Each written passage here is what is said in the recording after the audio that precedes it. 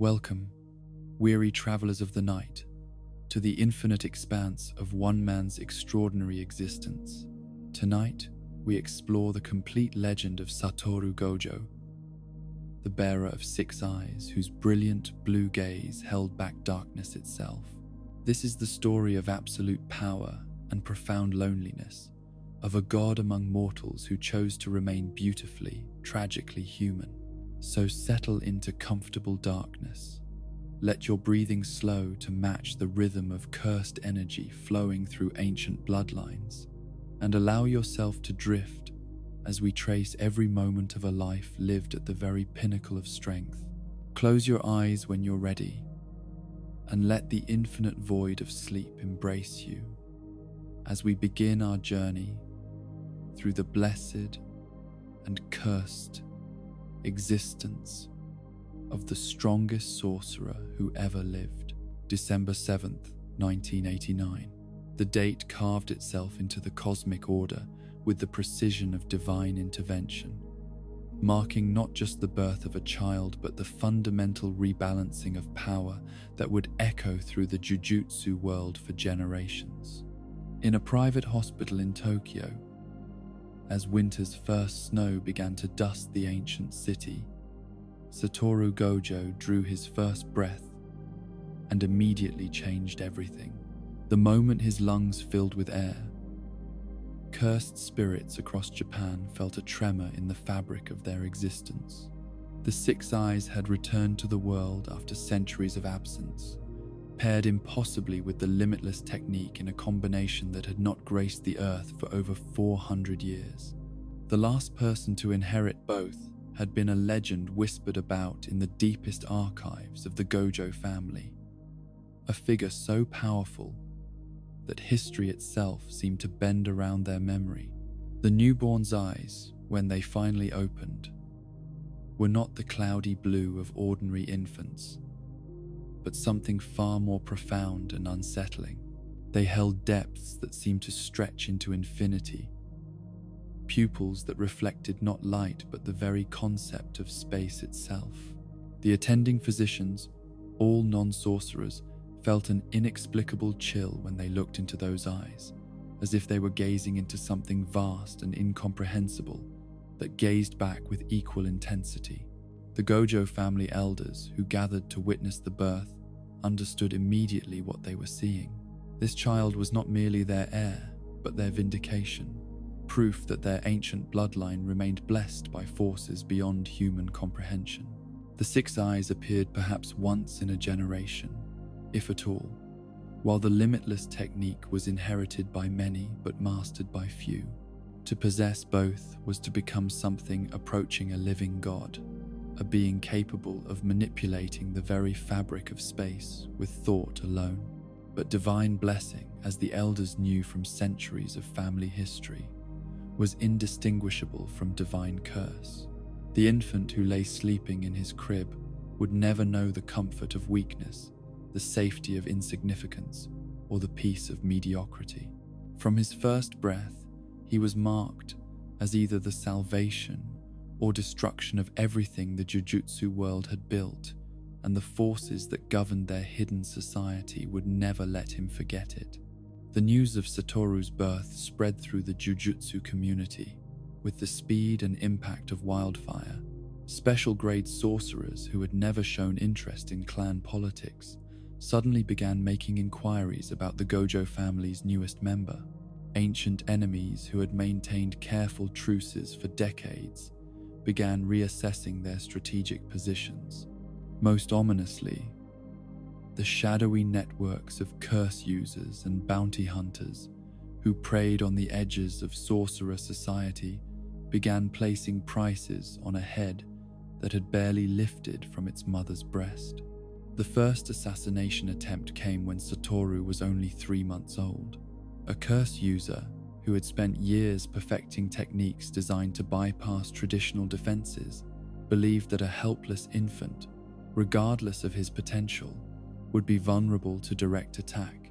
He infiltrated the Gojo compound on a moonless night, moving through security barriers that should have been impenetrable, carrying cursed tools specifically designed to kill someone before their power could fully manifest. He made it as far as the nursery before discovering that potential and actuality were not the same thing when it came to the Six Eyes. The infant Satoru, sleeping peacefully in his crib, opened eyes that saw not just the assassin's physical form but the entirety of his cursed energy, the flow of his techniques, and the trajectory of his attack before it began. What happened next was never fully explained to the family, only that they found the would-be killer the next morning, alive but forever changed, sitting in the corner of the nursery, repeating over and over again that he had seen infinity itself looking back at him. This incident established the pattern that would define Satoru's early years. The bounty on his head grew larger with each failed attempt, attracting increasingly sophisticated and desperate individuals who believed they could succeed where others had failed. International curse users traveled to Japan specifically to test themselves against the impossible child. Underground networks of sorcerers who had abandoned traditional society saw his elimination as their ticket to a world where strength could flourish without the constraints of ancient hierarchies. But each attempt only served to demonstrate that the Six Eyes were not merely a technique to be learned or overcome, but a fundamental alteration of how their bearer perceived and interacted with reality. Satoru could see the cursed energy flowing through every living thing, could perceive the mathematical relationships that governed the movement of matter through space, could understand intuitively concepts that the greatest theoretical physicists spent lifetimes struggling to grasp. To attack him was not to fight a child, but to challenge the universe itself to protect one of its most perfect expressions.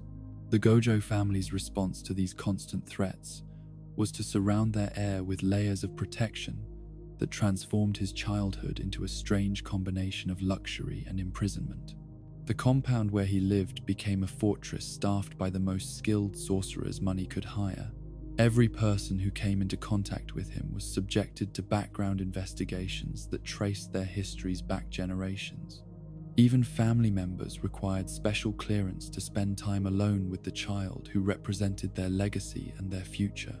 Satoru's earliest memories were not of playground games or childhood friendships, but of training sessions designed to help him understand and control abilities that defied normal comprehension. The limitless technique, which allowed him to manipulate space at the atomic level, required mathematical precision that most adults never achieved. The Six Eyes provided him with the computational power necessary to perform these calculations, but learning to integrate that supernatural perception with ordinary human consciousness proved to be an ongoing challenge. The isolation that came with his extraordinary gifts became apparent early in his development. Other children, even those from powerful sorcerer families, instinctively kept their distance from Satoru. There was something in his gaze that made them uncomfortable, a sense that he was seeing not just their faces but something deeper and more intimate than they were prepared to share. Adults fared little better, often finding conversations with the unusually articulate child unsettling in ways they could not quite articulate. His parents, devoted but overwhelmed by the magnitude of their son's destiny, struggled to provide normal childhood experiences while acknowledging that normalcy was perhaps the one thing their son would never be permitted to enjoy. Birthday parties became formal gatherings where political alliances were negotiated between families. Bedtime stories were replaced with lessons in Jujutsu history and philosophy. Even simple games were transformed into training exercises, designed to help him develop control over abilities that could reshape reality with a moment's inattention. The weight of expectations pressed down on Satoru from every direction. The Gojo family saw him as their ultimate triumph, the culmination of centuries of careful breeding and political maneuvering. The broader Jujutsu society viewed him as either their salvation or their potential destroyer, depending on how his moral development proceeded. International sorcerer communities watched his progress with the intensity of nations monitoring a rival's nuclear program, understanding that his eventual emergence into adult society would shift global power balances in unpredictable ways. But perhaps most significantly, Satoru began to understand, even at a very young age, that his strength was not just a personal attribute, but a responsibility that would define every choice he made for the rest of his life. The six eyes showed him not just what was, but what could be, revealing the countless possibilities that flowed from every decision, every moment of action or inaction. He could see how his power might be used to protect the innocent or dominate the weak, to preserve the existing order or shatter it entirely in pursuit of something better. The philosophical questions that would later define his teaching career began forming in his mind during these early years of isolation and training. What did it mean to be strong when no one could match your strength? How could someone with godlike power relate to ordinary humans without losing touch with their own humanity? What obligations came with abilities that could protect everyone or destroy everything depending on how they were wielded? These were not normal concerns for a child, but then Satoru Gojo had never been permitted the luxury of normal childhood. Every aspect of his development was shaped by the understanding that he was being prepared not just for life, but for a role that would affect the fate of everyone who possessed cursed energy. The question was not whether he would become the strongest sorcerer in the world. That had been determined by his birth. The question was what kind of person that strongest sorcerer would choose to become. As Satoru approached school age, the Gojo family faced decisions that would determine not just his education but the future of Jujutsu society itself. Traditional schooling was impossible. No ordinary institution could provide security adequate for someone with a bounty measured in hundreds of millions of yen, and no normal curriculum could challenge a mind that processed information at superhuman speeds while perceiving reality through the lens of the six eyes. The choice was made to begin his formal Jujutsu education earlier than tradition typically dictated, understanding that his unique circumstances required unique approaches. Private tutors, many of them legendary sorcerers in their own right, were brought in to teach him not just techniques but the history, philosophy, and politics that governed their hidden world. Each lesson was carefully designed to help him understand not just what he could do with his power, but what he should do, how strength could be wielded responsibly in service of something greater than personal ambition. But even surrounded by the greatest teachers money could hire, and protected by security measures that transformed his home into an impregnable fortress, Satoru remained fundamentally alone. His tutors taught him with the formal distance appropriate to instructing someone whose casual mistakes could prove lethal. His guards protected him with professional competence that never crossed the line into genuine affection. His family loved him with the complicated mixture of pride and fear that comes with raising a child who might someday surpass every ancestor who had come before. The loneliness that would characterize his adult relationships was thus established in these formative years, when he learned that being the strongest meant being forever separated from others by barriers more impermeable than any physical wall. He could see everything, understand everyone, protect them all, but he could never truly be one of them. Never experience the comfort of vulnerability or the safety of being someone else's responsibility. And so Satoru Gojo grew from infant to child to young man, shaped by expectations that would have crushed ordinary spirits, but that he carried with the casual grace of someone born to bear impossible burdens. The six eyes that marked him as chosen also marked him as alone, gifted with sight so profound that it isolated him from everything he could see with perfect clarity. But first, he would have to learn whether the bonds he craved were possible for someone who had been born to stand above rather than among, whether friendship could bloom in the shadow of absolute strength, and what price would ultimately be demanded for the privilege of wielding infinity itself in a world that desperately needed protection from forces that only the strongest could hope to face. The gates of Tokyo Jujutsu High stood like sentinels against the ordinary world, their ancient wood and iron-bearing protective seals that hummed with centuries of accumulated power. Behind these barriers lay not just a school but a sanctuary where the impossible became routine, where young people blessed and cursed with supernatural abilities learned to transform their gifts into purpose. For 16-year-old Satoru Gojo, walking through these gates represented the first step towards something his isolated childhood had never provided: the possibility of genuine human connection. The autumn of 2005 painted the campus in shades of gold and crimson that reminded Satoru of the cursed energy that flowed through all living things. His 6 eyes perceived not just the visual beauty of falling leaves, but the complex web of spiritual power that sustained every tree, every blade of grass, every insect that moved through the carefully maintained grounds. After years of seeing the world through the lens of absolute perception, surrounded by people who treated him with reverent distance, the prospect of meeting others who might understand his reality filled him with an anticipation he had learned to suppress but never quite abandoned. The first person he encountered who would change his life forever was already waiting in the dormitory common room, lounging with the casual grace of someone completely comfortable in his own skin. Suguru Geto possessed the kind of effortless charisma that drew people into his orbit without conscious effort. Dark hair falling across features that seemed designed by artists who understood the mathematics of beauty. But what struck Satoru most profoundly was not Geto's appearance, but the quality of his cursed energy, controlled, refined, and powerful enough to register clearly even to someone whose perception had been shaped by viewing the absolute pinnacle of Jujutsu strength.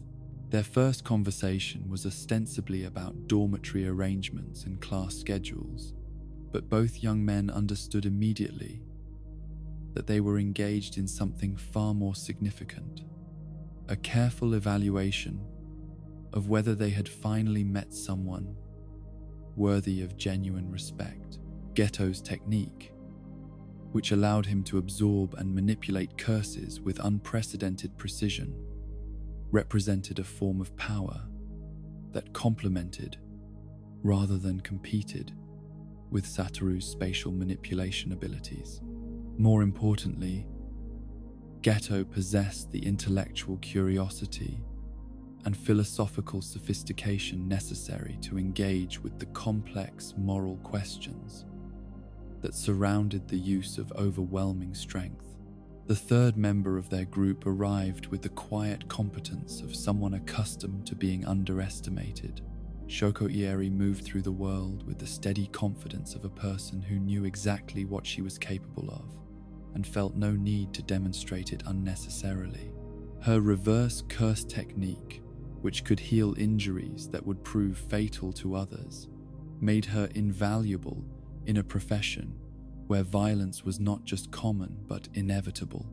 But more than her technical abilities, Shoko provided something that both Satoru and Geto desperately needed: normalcy grounded in exceptional competence rather than overwhelming power.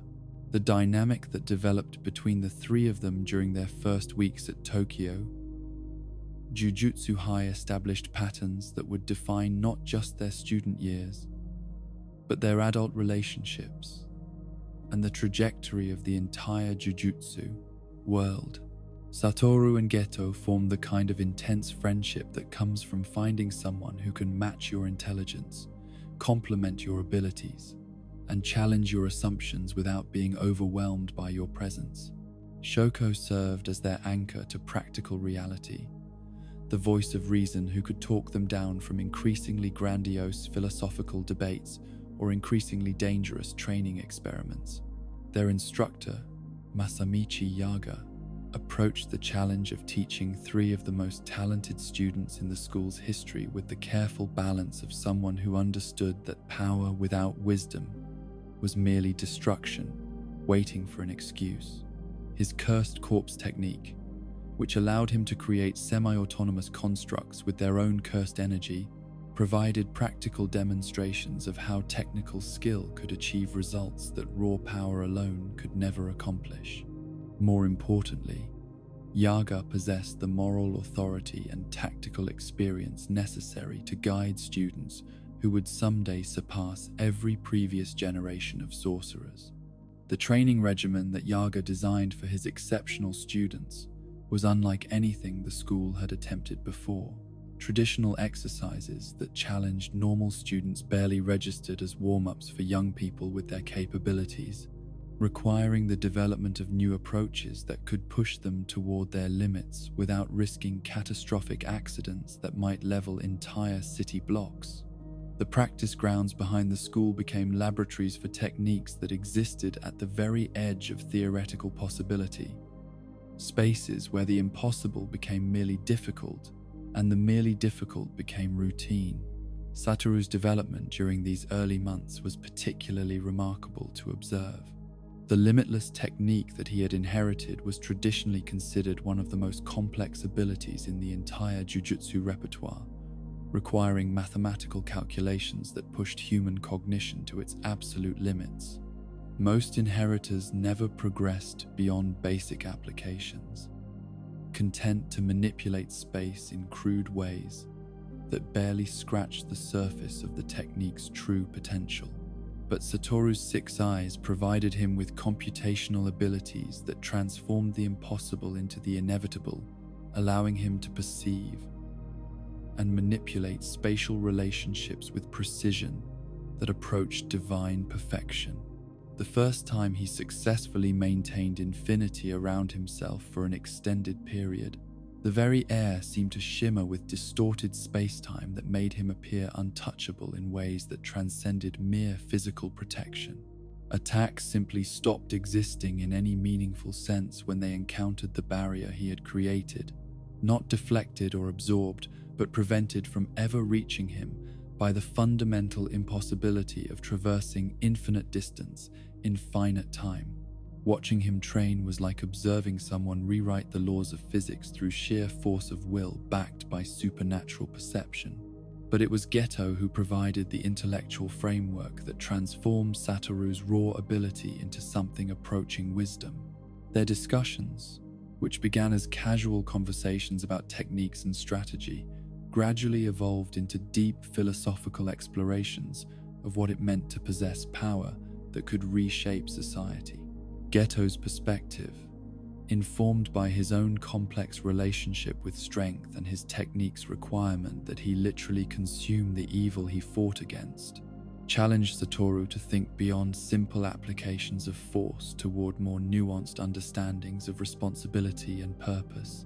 The debates that raged between them during long evening hours in the dormitory common room became legendary among their classmates. Intellectual duels that ranged across topics from the nature of cursed energy to the obligations that strength imposed on those who possessed it. Gojo argued passionately for the responsibility of the strong to protect the weak, while Satoru, shaped by a childhood of isolation and constant threats, initially favored a more pragmatic approach that prioritized results over methods. These discussions, conducted with the intensity of young men discovering that they had finally met intellectual equals, laid the groundwork for both the profound friendship and the eventual tragic conflict that would define their adult lives. Shoko's contribution to their group dynamic was more subtle but equally important. Where Satoru and Gojo could lose themselves in abstract theorizing, she provided grounding in practical realities. Her medical knowledge informed their understanding of how techniques actually affected human bodies, while her natural skepticism prevented their philosophical discussions from drifting too far from actionable conclusions. Most importantly, she demonstrated through her own approach to her abilities that power could be wielded with quiet competence rather than dramatic flourishes. that the most profound contributions to their shared mission might come through healing rather than destruction.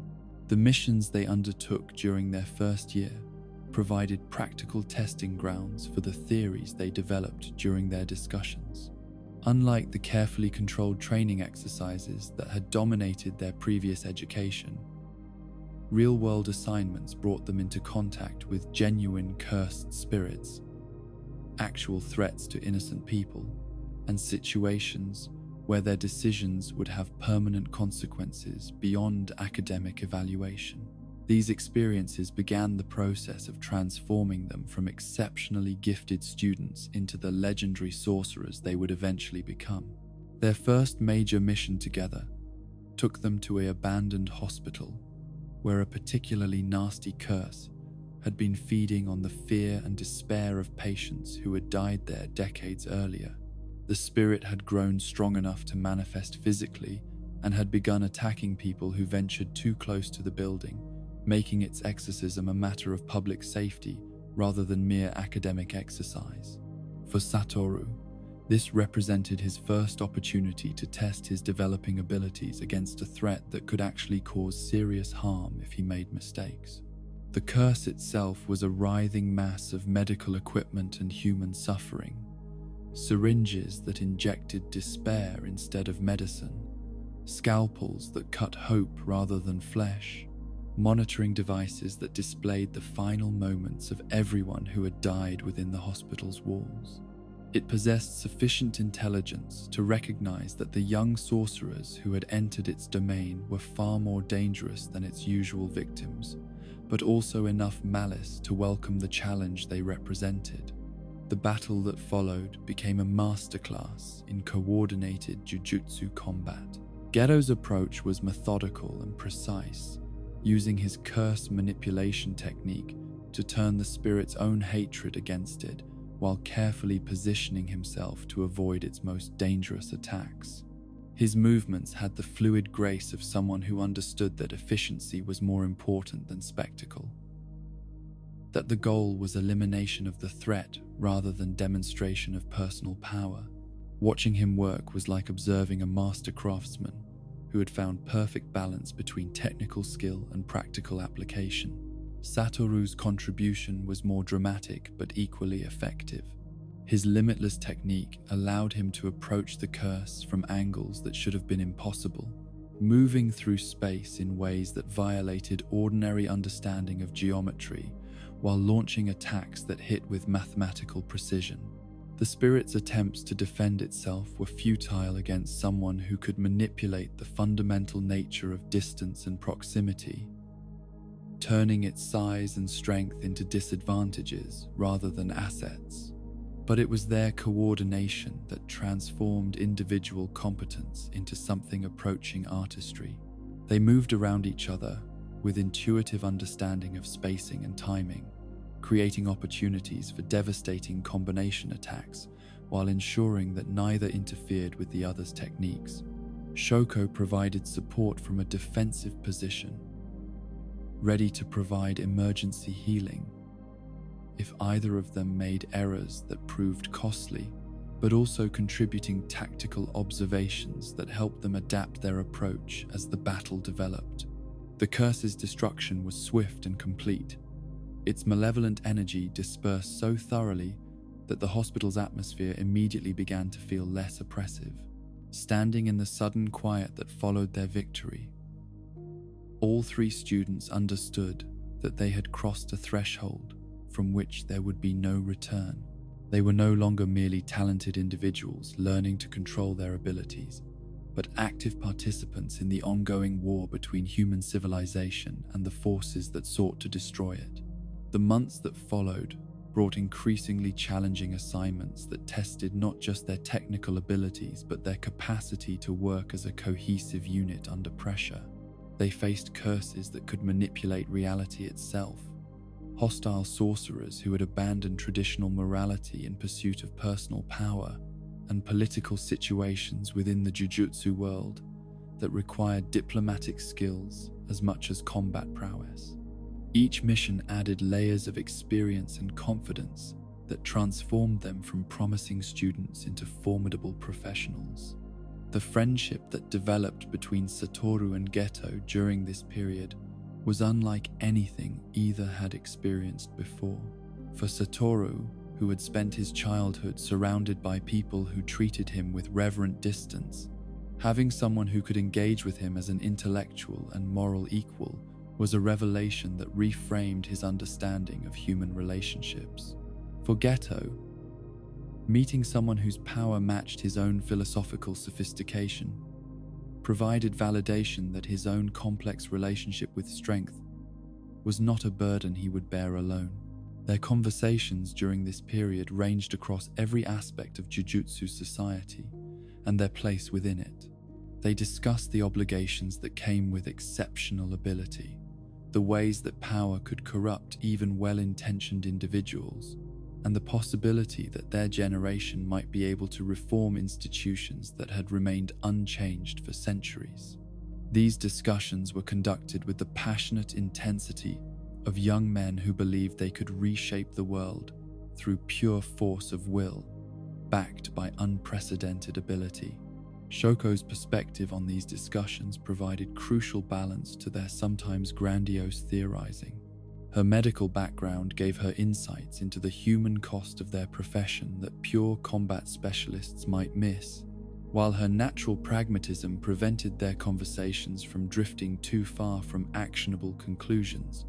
She had no illusions about the nobility of their calling, understanding that their work was necessary but not necessarily heroic, vital but not necessarily glorious. The balance they achieved during their student years represented a kind of golden age that none of them fully appreciated until it was lost forever. They were powerful enough to handle any threat they encountered, idealistic enough to believe they could make meaningful change in the world, and young enough to think that their friendship would survive any challenge that fate might arrange for them. The casual confidence with which they approached even the most dangerous missions reflected their absolute faith in each other's capabilities and their shared commitment to protecting those who could not protect themselves. But even during this period of apparent harmony and success, subtle signs of future discord were beginning to manifest in ways that seemed insignificant at the time, but would prove prophetic in retrospect. Gojo's philosophical discussions about the responsibility of the strong increasingly focused on the failures of the weak rather than the obligations of the powerful. Satoru's growing mastery of his abilities was accompanied by a subtle sense of superiority that he tried to suppress but could not entirely eliminate.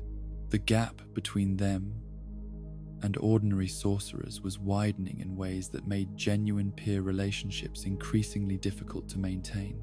The missions they completed during their second year brought them into contact with the darker aspects of Jujutsu society, exposing them to corruption and compromise that challenged their idealistic assumptions about their profession. They encountered senior sorcerers who prioritized political advancement over protection of innocents, administrators who treated curse victims as acceptable casualties in larger strategic games, and institutional practices that seemed designed to perpetuate existing hierarchies rather than address actual threats to public safety. These experiences began to strain the philosophical framework that had united them during their first year. Gojo's growing disillusionment with the Jujutsu establishment was matched by Satoru's increasing impatience with bureaucratic limitations on his ability to act decisively. Where they had once found common ground in their shared commitment to protecting people, they began to develop different ideas about what protection meant and how it should be implemented. The friendship that had seemed unshakable began to show hairline cracks that would eventually widen into the chasm that destroyed their bond and changed the trajectory of the entire Jujutsu world. But during these final months of their student years, they remained united in their determination to become the strongest sorcerers of their generation, and to use that strength in service of something greater than personal ambition.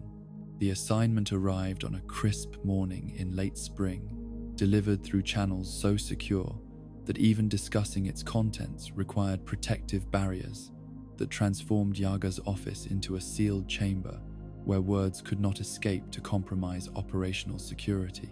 Master Tengen, the immortal being whose barrier techniques protected all of Japan from the worst manifestations of cursed energy, required a service that only the strongest students could provide.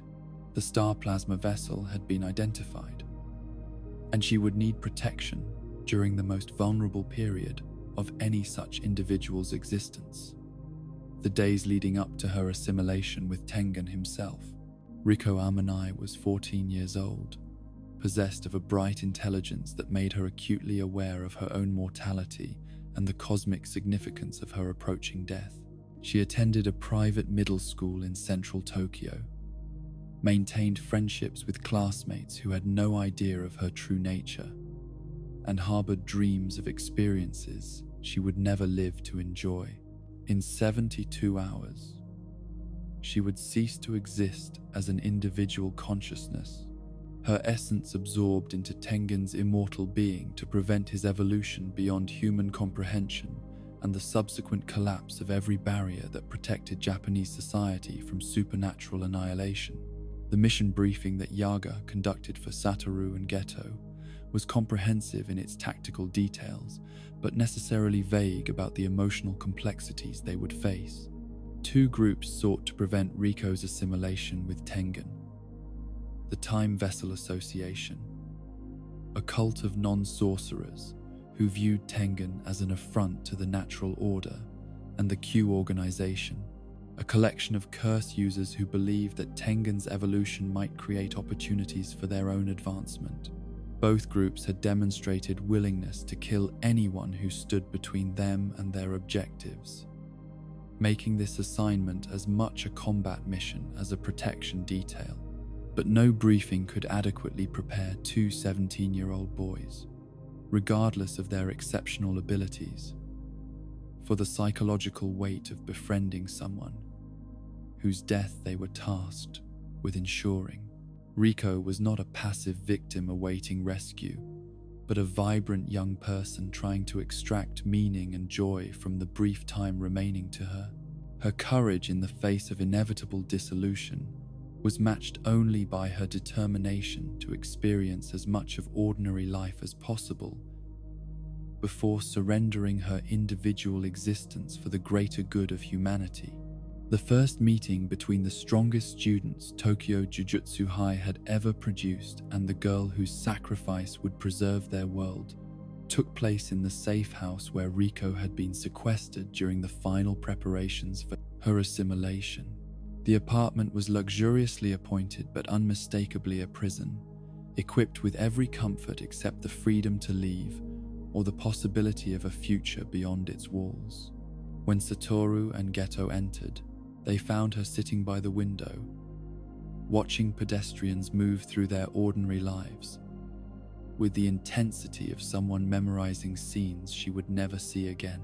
Riko's first words to them were not expressions of gratitude for their protection, but questions about their own lives and experiences. She wanted to know what it felt like to possess overwhelming power, whether strength brought happiness or merely different forms of suffering, and how they reconciled their exceptional abilities with their ordinary human desires for connection and meaning. Her curiosity about their inner lives was both touching and unsettling, revealing someone who understood that they were as isolated by their gifts as she was by her destiny. The conversation that developed between the three of them during their first evening together established an intimacy that none of them had expected to find in what should have been a purely professional relationship. Riko's acceptance of her fate was not resignation, but a conscious choice to embrace whatever experiences remained available to her, including the friendship of two young men whose power could protect her body, but not save her soul from the dissolution that awaited. Her matter-of-fact discussion of her approaching death forced Satoru and Gojo to confront questions about mortality and meaning that their training had not prepared them to answer. The request that changed everything came on their second day together, delivered with the casual confidence of someone who understood that her impending sacrifice gave her moral authority to make demands that would otherwise be unthinkable. Riko wanted to visit her best friend at school one final time, to say goodbye without revealing the true nature of their parting, to experience a few hours of the ordinary teenage life she was surrendering for the greater good. The tactical complications of such a visit were enormous, but the emotional necessity was undeniable. Satoru's initial response was professional refusal, backed by sound security reasoning. Moving Riko outside the safe house exponentially increased the risk of enemy contact while providing minimal tactical advantage to offset the danger. Every moment spent in public was an opportunity for hostile forces to locate and attack them, potentially resulting not just in mission failure, but in the collapse of Tengen's barriers and the supernatural devastation that would follow. His 6 eyes could perceive threats from extraordinary distances, but even perfect perception could not eliminate the fundamental vulnerability that came with exposure. But Gojo understood immediately that the mission's true objective was not simply keeping Riko alive for 72 hours, but ensuring that her final days contained enough meaning to justify the sacrifice she was making. Her friendship was not a tactical consideration, but a fundamental aspect of her humanity, the very quality that made her worthy of the cosmic role she was destined to fulfill. Denying her the chance to honor that bond would make them complicit in reducing her to nothing more than a vessel for Tengen's continued existence, stripping away the individual dignity that gave her sacrifice meaning.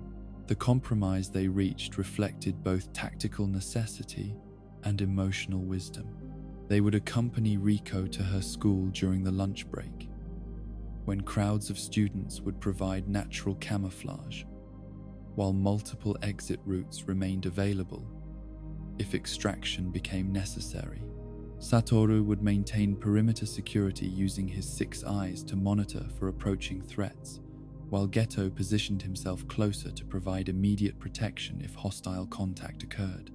The visit would last no more than 30 minutes, long enough for meaningful connection, but brief enough to minimize exposure.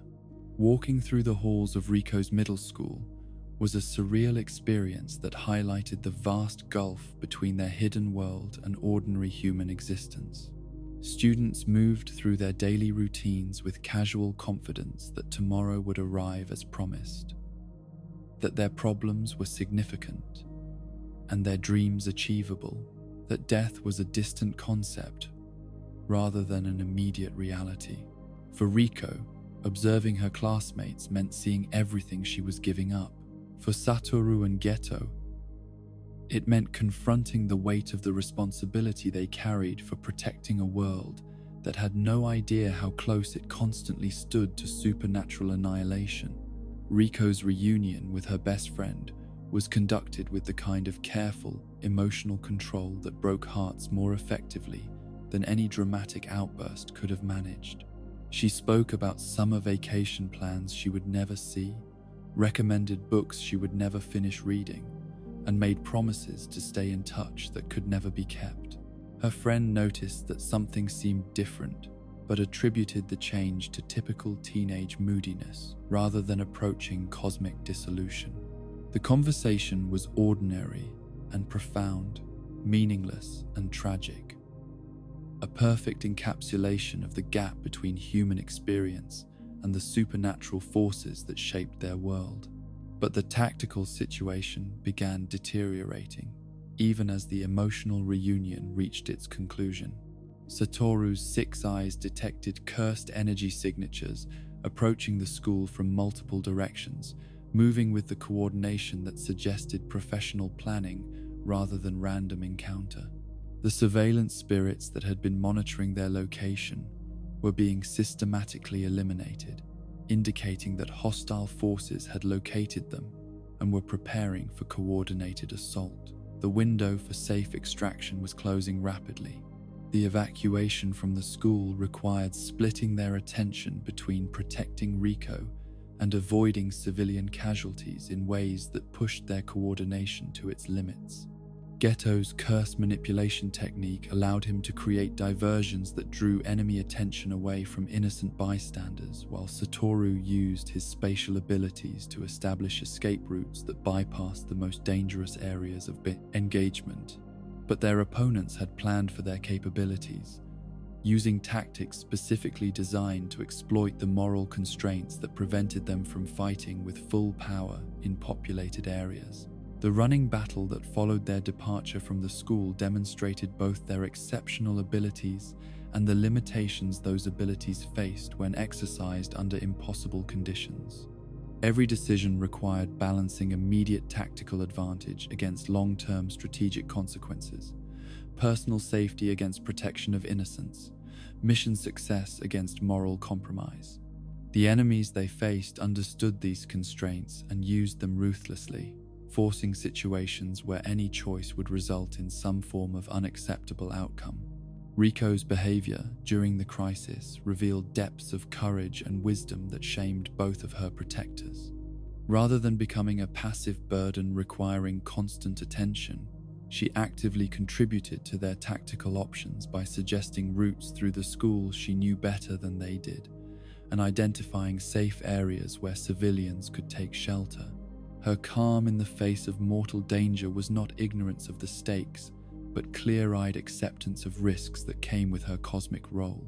The first serious injury of the mission occurred when Satoru miscalculated the angles required to deflect an attack that targeted Riko directly. His limitless technique was still developing, not yet refined to the point where he could maintain perfect defense while moving at high speed through complex terrain. The curse user's projectile bypassed his spatial barrier and opened a gash across his shoulder that would have been fatal if positioned slightly differently. The sight of his own blood was shocking, not for the pain it represented, but for the proof it provided that his power had limits that enemies could exploit. Geto's response to his friend's injury was immediate and overwhelming, his curse manipulation technique unleashing spirits of such malevolent power that the very air around the school began to feel oppressive. But his emotional reaction also revealed the beginnings of the psychological changes that would eventually destroy their friendship. The rage he felt at seeing Satoru harmed was not proportional to the actual damage inflicted, but reflected deeper anxieties about their ability to protect what they valued most. The seed of his future extremism was planted in that moment of helpless fury.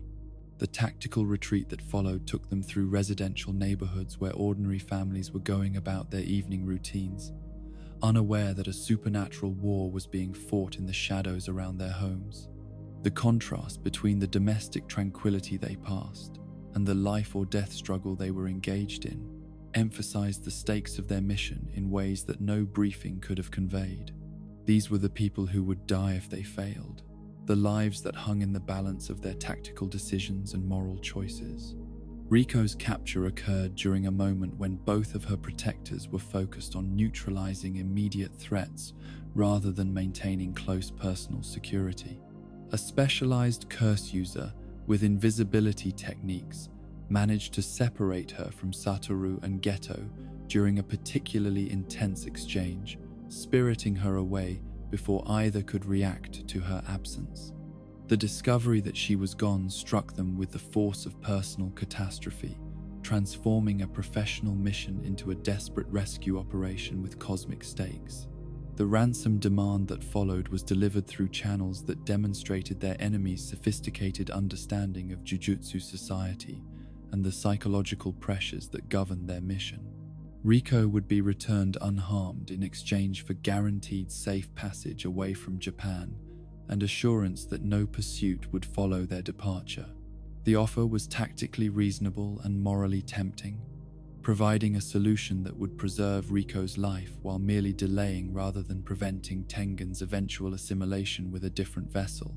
But accepting the ransom would have meant abandoning their duty to protect not just Riko, but everyone whose safety depended on Tengen's continued stability.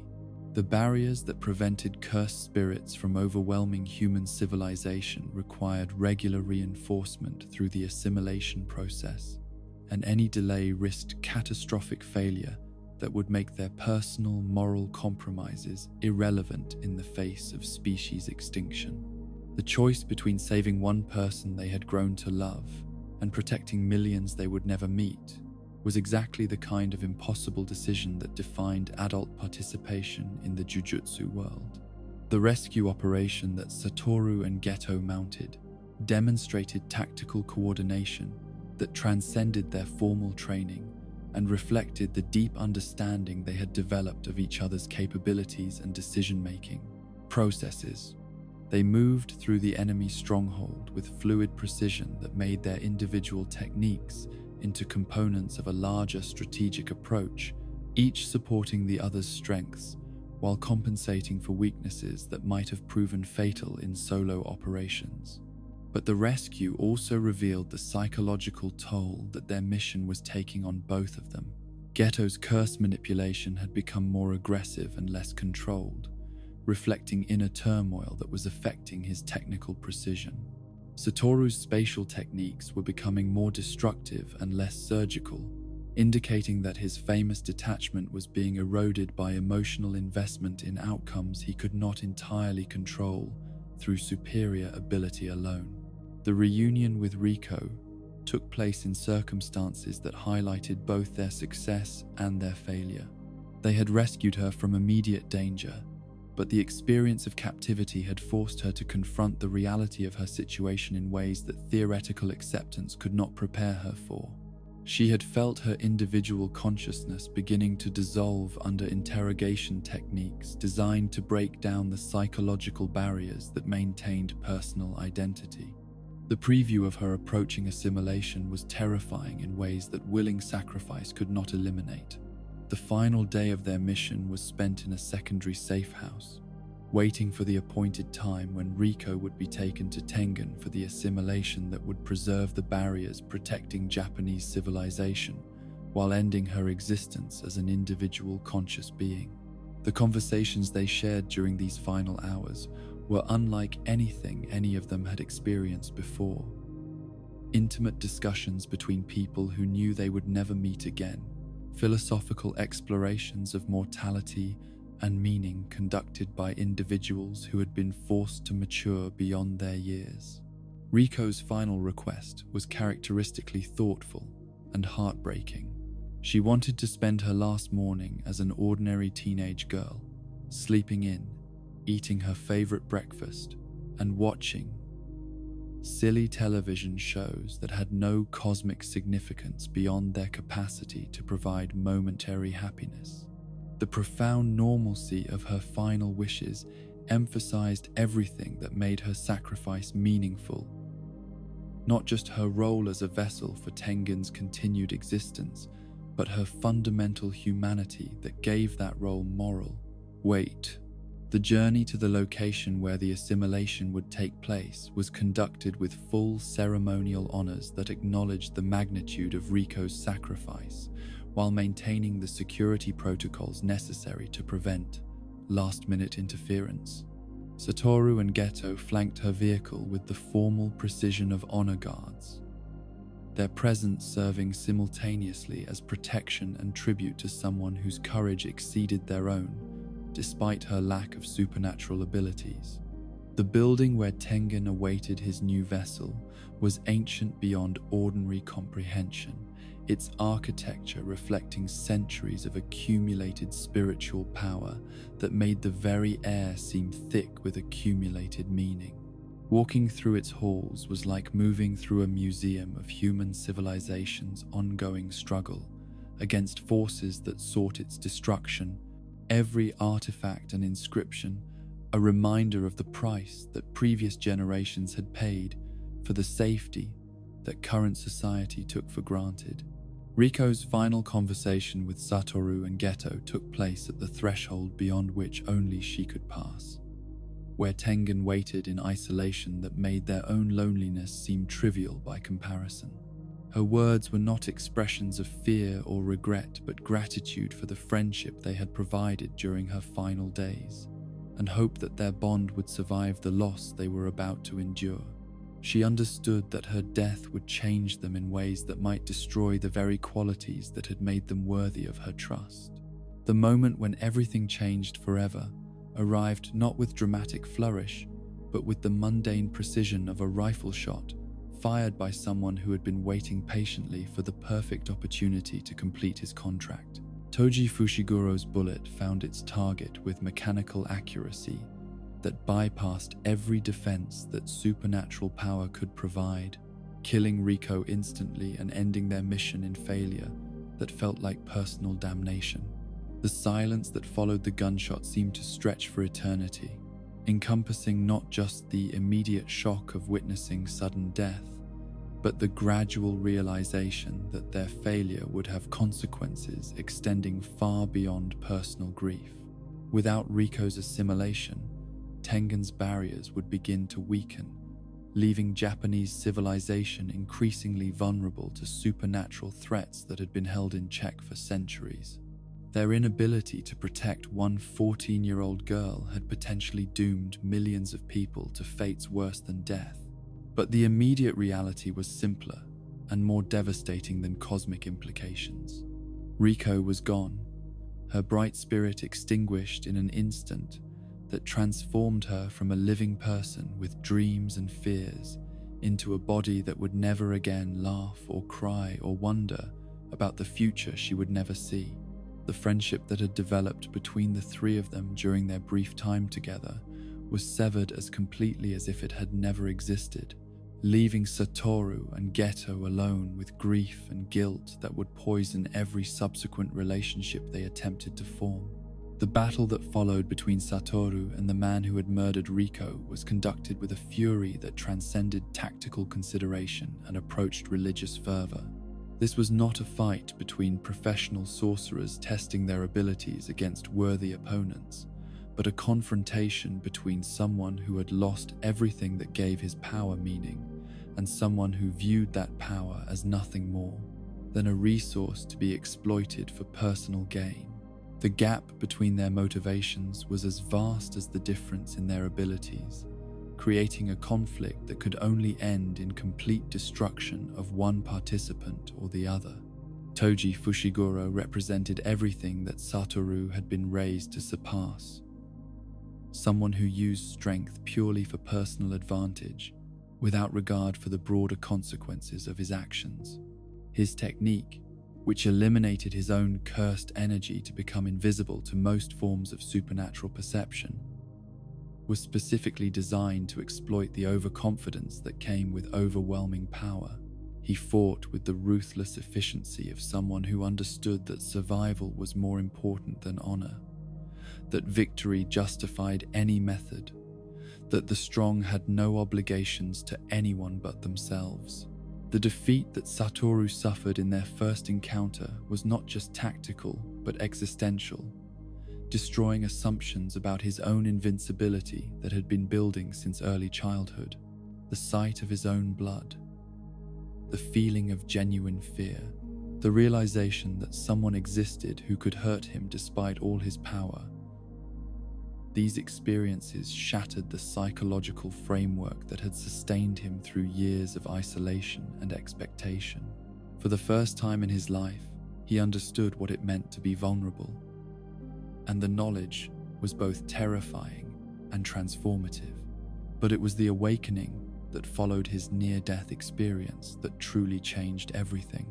Lying on the ground with Toji's blade at his throat, facing the immediate prospect of death, Satoru achieved perfect understanding of the reverse curse technique that had eluded him throughout his training. The ability to heal himself using his own cursed energy was not just a technical breakthrough, but a fundamental evolution in his relationship with his own power, transforming him from someone who wielded strength into someone who embodied it completely. The battle that concluded their encounter demonstrated the difference between natural talent and transcendent mastery. Satoru's techniques, refined by his brush with mortality and perfected by absolute understanding of their theoretical foundations, operated at levels that made his previous abilities seem crude by comparison. His limitless technique achieved perfect integration with his six eyes, creating spatial manipulation capabilities that approached divine authority over the fundamental forces that governed reality itself. The hollow technique that finally killed Toji was not just an attack, but a demonstration of power that transcended normal categories of strength and weakness. Purple combined the attractive force of blue with the repulsive force of red to create pure destruction that eliminated not just Toji's body, but the very space he had occupied, leaving behind emptiness that seemed to mock the idea that anyone could oppose absolute authority over reality itself. Standing over the empty space where his enemy had been, Satoru understood that he had crossed a threshold from which there could be no return.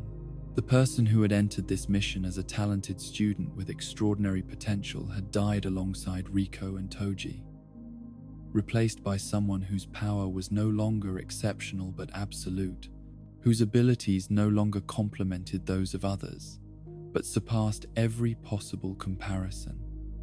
He had become truly alone, in ways that his childhood isolation had never prepared him to understand.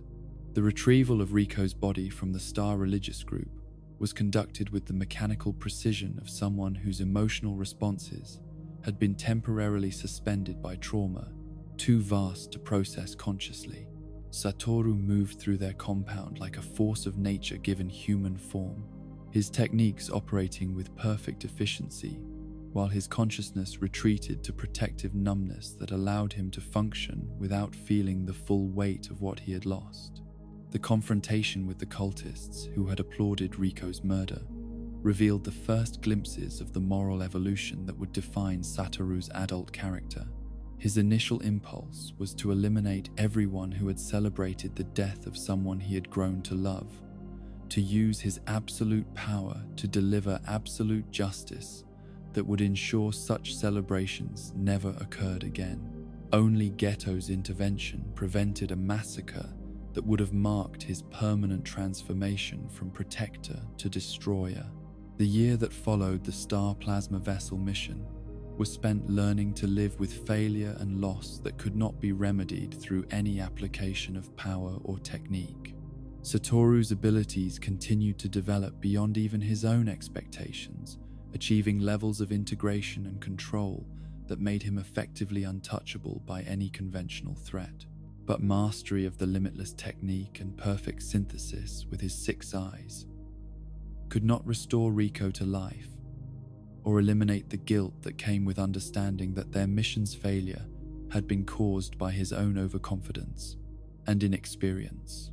The friendship that had sustained him through his student years began to show the strain of shared trauma that neither could fully acknowledge or address directly. Geto's philosophical discussions about the responsibility of the strong became increasingly focused on the failures of the weak, while Satoru's growing detachment from ordinary human concerns reflected his evolution into something that was no longer quite human, despite his determination to remain connected to humanity's welfare.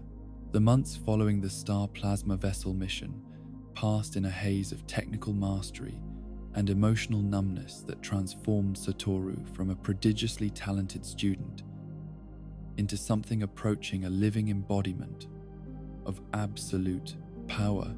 The grief that should have overwhelmed him was channeled instead into an obsessive pursuit of perfection that pushed his abilities beyond every theoretical limit that previous generations had established.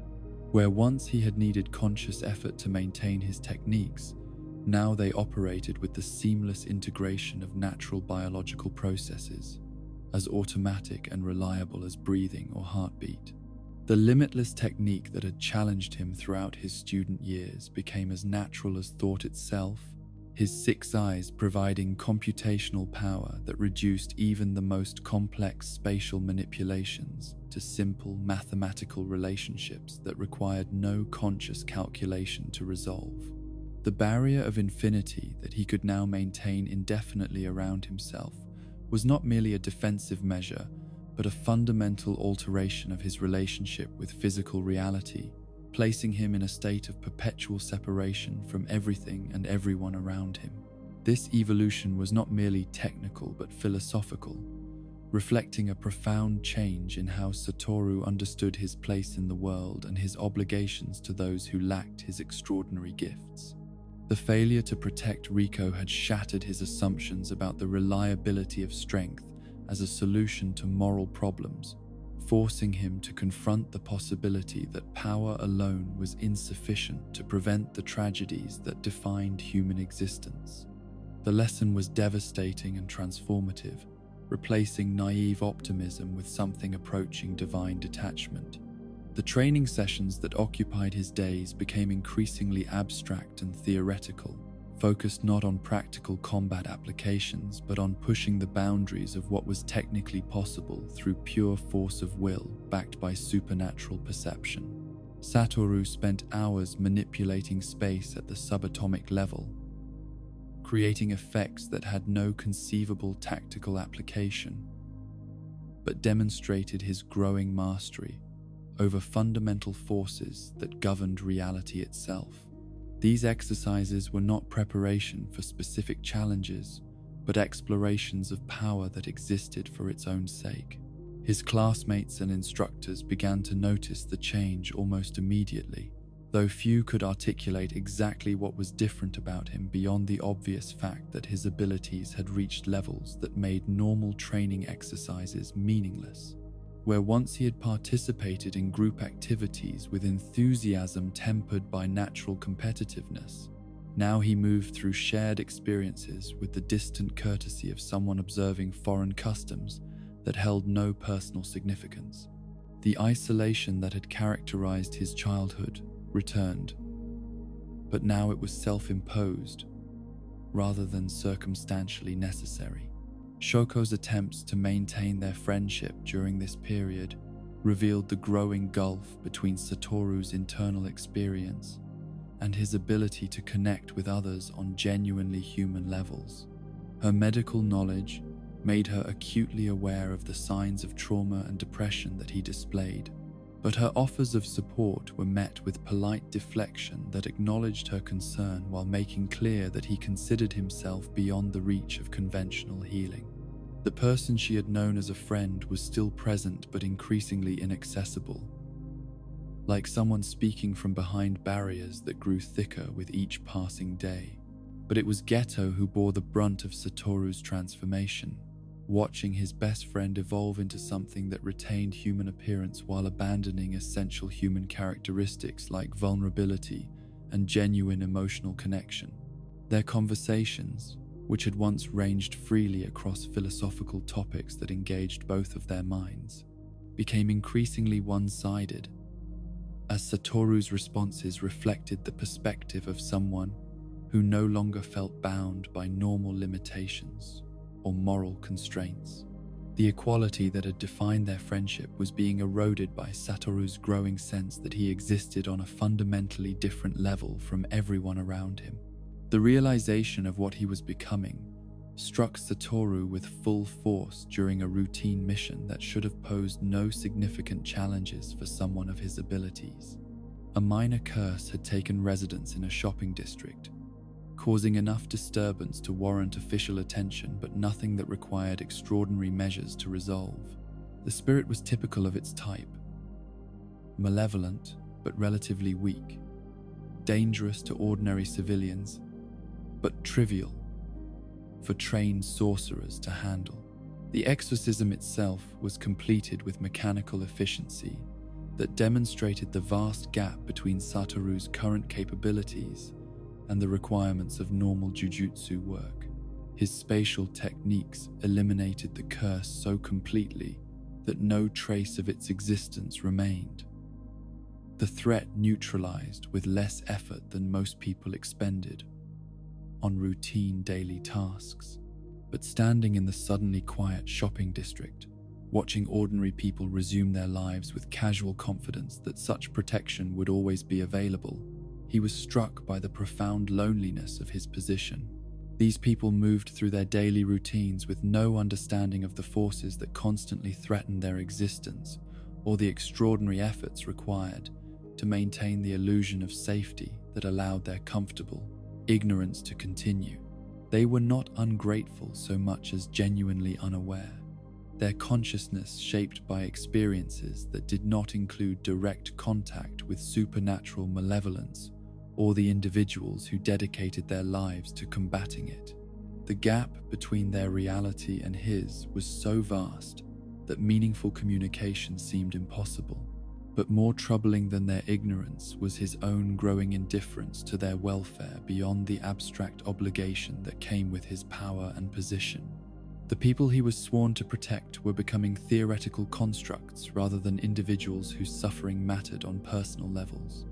Their fears, hopes, and dreams were increasingly irrelevant to his calculations, factors to be considered only insofar as they affected larger, strategic considerations.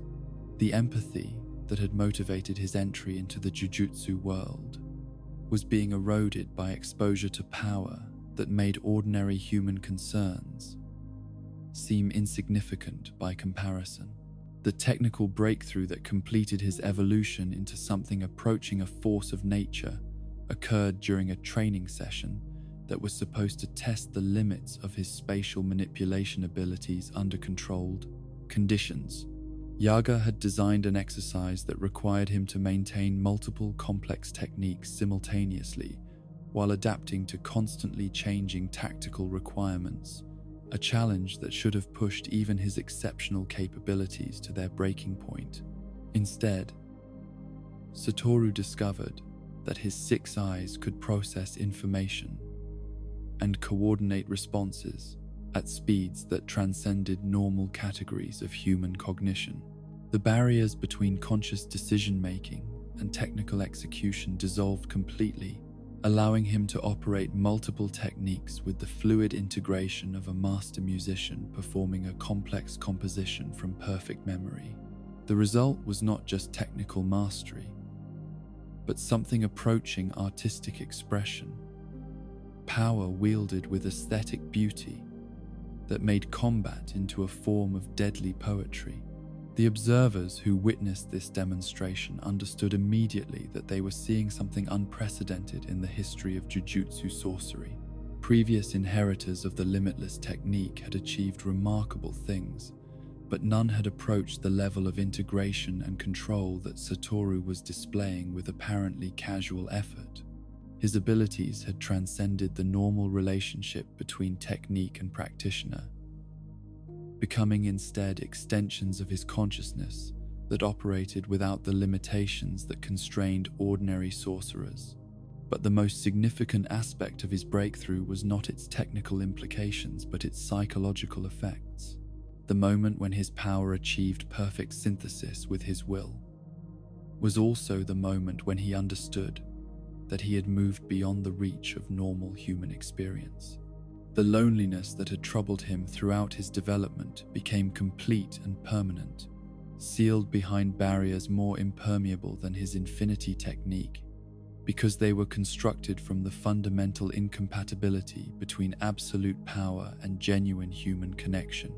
The conversations he attempted to maintain with friends and colleagues during this period revealed the growing impossibility of bridging the gap between his internal experience and their capacity to understand what he had become. When he tried to explain the sensation of perceiving reality through the 6 eyes, or the mathematical elegance of manipulating space at the quantum level, their responses reflected polite interest rather than genuine comprehension. They were willing to listen but incapable of truly understanding, creating exchanges that felt like translations between fundamentally incompatible languages. Geto's response to Satoru's evolution was particularly complex and troubling, reflecting both admiration for his friend's achievements and growing resentment of the superiority that those achievements implied. Their sparring sessions became exercises in frustration as the gap between their abilities widened beyond the point where genuine competition was possible. Geto's curse manipulation technique, which had once complemented Satoru's spatial abilities in beautiful displays of coordinated power, now seemed crude and limited by comparison to effects that approached reality manipulation on a cosmic scale. The philosophical discussions that had once bound them together became sources of tension, as Satoru's perspective reflected experiences that Gojo could not share and insights that derived from perceptions beyond normal human capability. When they debated the obligations that came with strength, Satoru's arguments were informed by an understanding of power that made Geto's position seem naive and limited. The equality that had defined their friendship was being replaced by a hierarchy that neither had chosen but both were forced to acknowledge. The missions they undertook together during this period demonstrated both the incredible effectiveness of Satoru's evolved abilities and their psychological cost in terms of his connection to the people he was protecting. Threats that would have required careful planning and coordinated effort to address were eliminated with such casual ease that the process felt more like maintenance work than heroic action. His techniques operated with mechanical precision that left no room for the uncertainty and struggle that made victory meaningful to ordinary participants in conflict. The praise that followed these demonstrations of overwhelming power was as hollow as it was inevitable. Colleagues and superiors expressed awe at his capabilities, while clearly struggling to relate to someone whose abilities placed him in a category beyond normal comparison.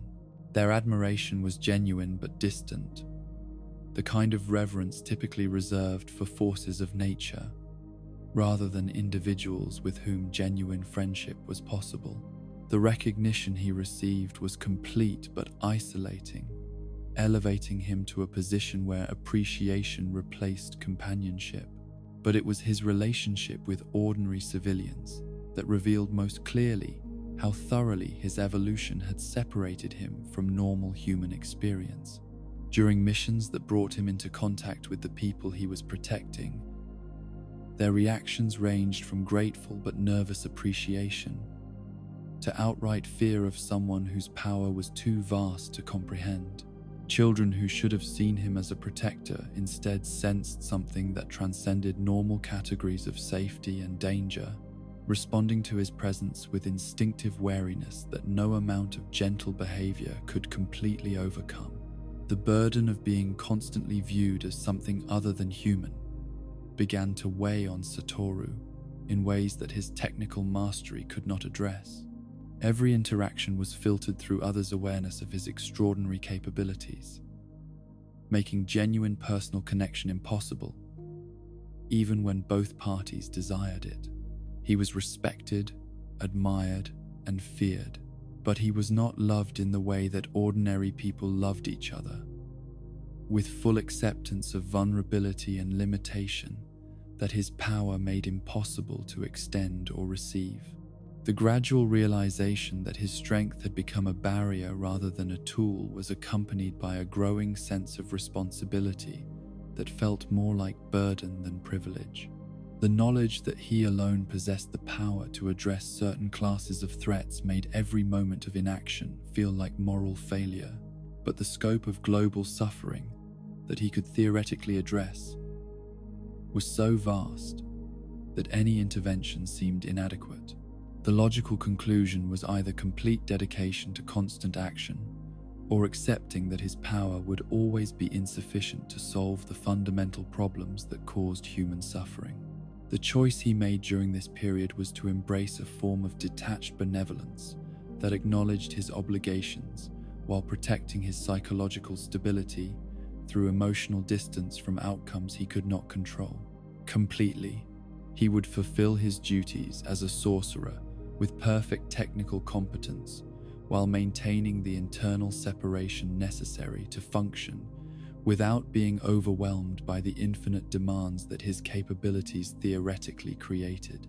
The result was effective but profoundly lonely, a solution that preserved his sanity at the cost of his humanity.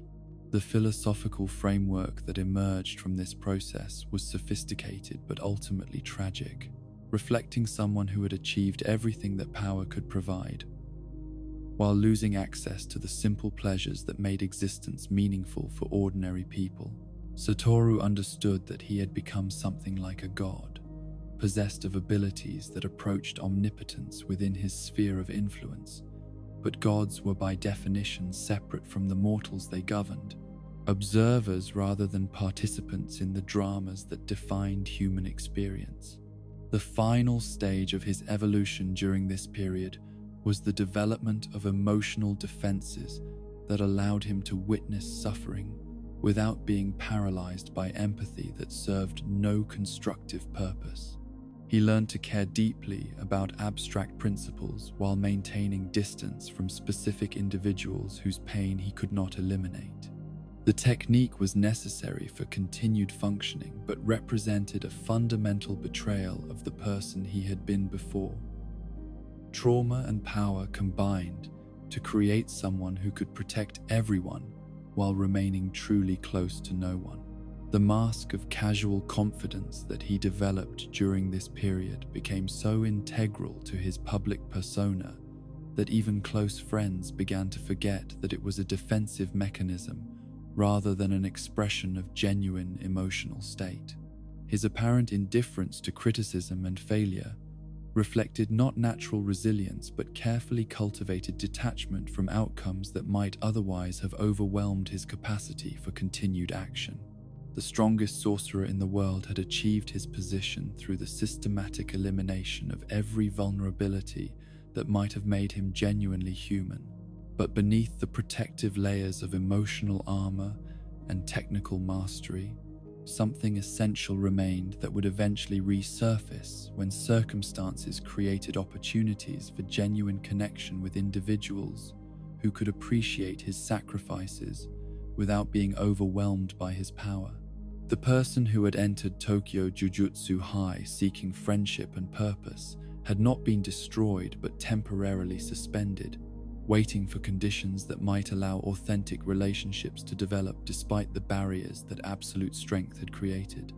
The question that would define the next phase of his existence was whether someone who had achieved mastery over the fundamental forces of reality could find a way to remain connected to the people whose lives depended on his willingness to use that mastery in their defense, or whether the price of absolute power was absolute solitude that made protection possible but love impossible. The news came on a rain-soaked evening in October, delivered through official channels that transformed routine administrative communication into the herald of personal catastrophe. Suguru Geto, the most promising curse manipulation specialist of his generation and Satoru's closest friend, had murdered 112 innocent civilians in a remote mountain village. The report was clinical in its precision, listing casualties by age and gender, while noting the complete absence of cursed spirit activity in the area that might have justified such overwhelming use of force against non-combatants. The details that emerged over the following hours painted a picture of systematic execution that bore no resemblance to the philosophical young man who had spent countless evenings debating the moral obligations that came with exceptional power. Geto had entered the village alone, moving through narrow streets with the methodical precision of someone completing a predetermined task rather than responding to immediate threats. The techniques he employed were not the elegant curse manipulations that had made him legendary among their peers, but crude applications of overwhelming force designed to eliminate resistance rather than minimize collateral damage. The investigation that followed revealed a pattern of psychological deterioration that had been invisible to everyone who thought they knew Suguru Geto intimately.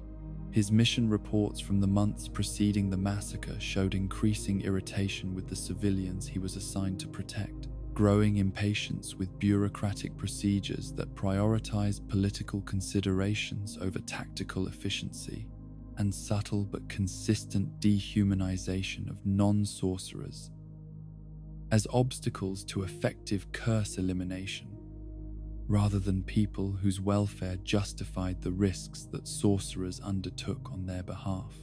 But the most chilling aspect of the evidence was not what it revealed about Geto's mental state, but what it suggested about the fundamental instability of the philosophical framework that bound Jujutsu society together. The man who had argued most passionately for the responsibility of the strong to protect the weak had concluded that weakness itself was the enemy, that the very people they were sworn to defend were obstacles to creating a world where strength could flourish without the moral compromises that came from constantly accommodating those who could not protect themselves. Satoru's first response to the news was complete denial that bordered on psychological breakdown, his mind rejecting information that challenged every assumption he had developed about his closest friend's character and moral foundation. The Ghetto, who had spent years discussing the ethical implications of their power, was incapable of the atrocity described in the official reports. The person who had pulled him back from his own darkest impulses after Riko's death could not have become the monster that these clinical documents portrayed with bureaucratic precision. But the six eyes that had never lied to him throughout his development could perceive the truth that his emotions refused to accept. When he studied photographs from the crime scene, his supernatural vision revealed cursed energy residue that matched Ghetto's unique signature with mathematical certainty that admitted no possibility of error. The techniques used to kill the villagers bore the distinctive characteristics of his friend's style, refined through years of partnership into patterns that Satoru could identify as easily as handwriting or fingerprints. The psychological impact of this realization was compounded by the understanding that Ghetto's transformation had occurred without his awareness, despite their intimate friendship and constant interaction throughout the period when the change must have been taking place. The person he had trusted most completely in the world had been evolving into something monstrous while maintaining the facade of philosophical sophistication that had made their conversations the most meaningful aspect of Satoru's increasingly isolated existence. The official response to Ghetto's defection was swift and uncompromising, reflecting the threat that a rogue special-grade sorcerer posed to the carefully maintained balance between their hidden world and ordinary society. His status was changed from active sorcerer to wanted criminal, with elimination orders that authorized deadly force without attempts at capture or negotiation. The institutional machinery that had celebrated his achievements now turned its full attention toward erasing him from existence before his actions could expose the Jujutsu world to scrutiny that might prove catastrophic for everyone involved. But for Satoru, the bureaucratic response was irrelevant compared to the personal crisis that Ghetto's betrayal represented. The friendship that had sustained him through his evolution from talented student to isolated legend had been revealed as fundamentally illusory, based on his failure to recognize the psychological changes that had transformed his closest companion into something he would have destroyed without hesitation if he had encountered it in a stranger. The person who understood him better than anyone else in the world had become someone he could no longer recognize or trust. The assignment to locate and confront Ghetto came through official channels that acknowledged both the practical necessity of using the strongest available sorcerer and the personal tragedy that such an assignment represented. Satoru's intimate knowledge of his target's techniques, thought patterns, and likely hiding places made him uniquely qualified for a mission that would challenge anyone else's capabilities. But those same factors also guaranteed that the confrontation would be emotionally devastating regardless of its tactical outcome. The search that followed took Satoru through locations across Japan that held memories of their shared experiences as students and partners. Each site, a reminder of the friendship that had been destroyed by philosophical differences that neither had recognized as fundamentally irreconcilable. The abandoned training grounds where they had sparred with equal enthusiasm for physical challenge and intellectual debate now felt like monuments to naivety that had cost over 100 innocent lives. But it was the conversations with civilians who had encountered Ghetto during his flight from official pursuit that revealed most clearly how thoroughly his former friend had been transformed by whatever psychological crisis had driven him to mass murder. Witnesses described someone who spoke about non-sorcerers with the clinical detachment typically reserved for discussing inferior species, whose arguments for their elimination were presented with the rational calm of someone explaining mathematical proofs rather than justifying genocide. The trail that these encounters created led inevitably toward Shinjuku, the crowded urban district where Geto had apparently decided to make his final stand against the society that had created and then rejected him.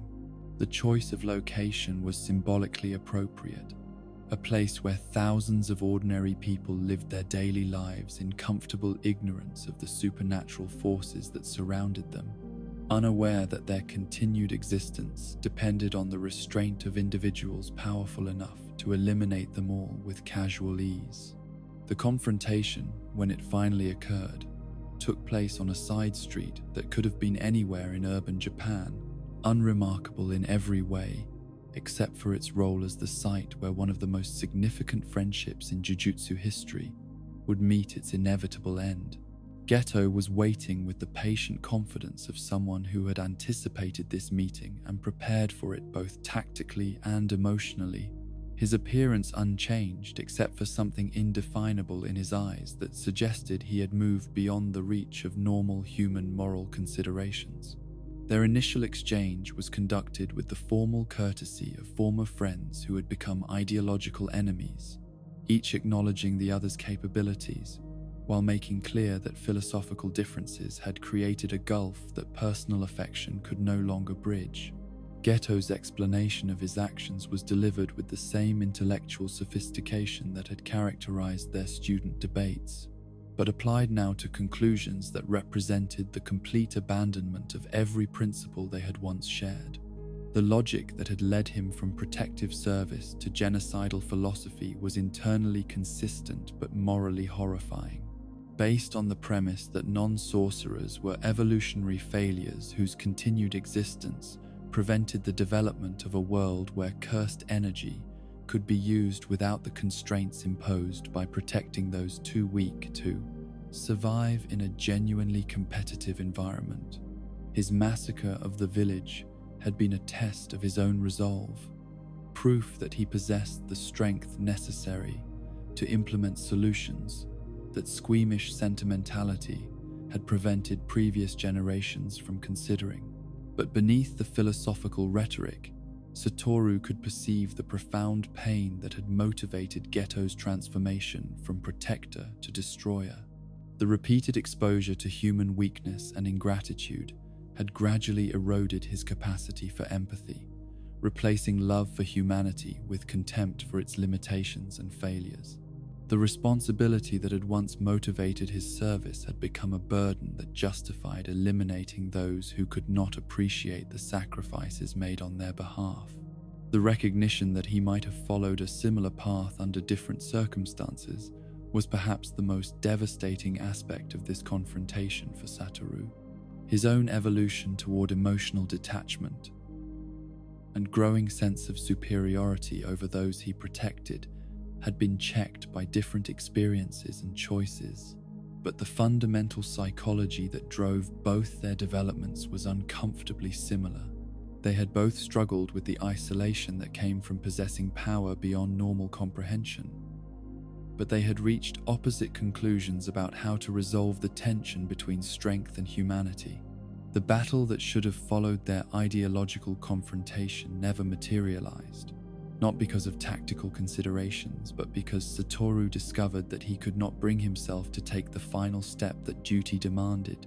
The person standing before him had committed atrocities that justified immediate execution, but he was also the friend who had shared his journey from idealistic student to jaded professional, who had understood better than anyone the psychological costs of wielding power in service of people who could never truly appreciate their sacrifices. The moment of hesitation that prevented Satoru from eliminating a threat to everything he was sworn to protect revealed the fundamental humanity that his evolution toward godlike power had not completely destroyed. His inability to kill Geto was simultaneously his greatest failure as a sorcerer and his most profound success as a human being, proof that some connections transcended even the most compelling tactical and moral considerations.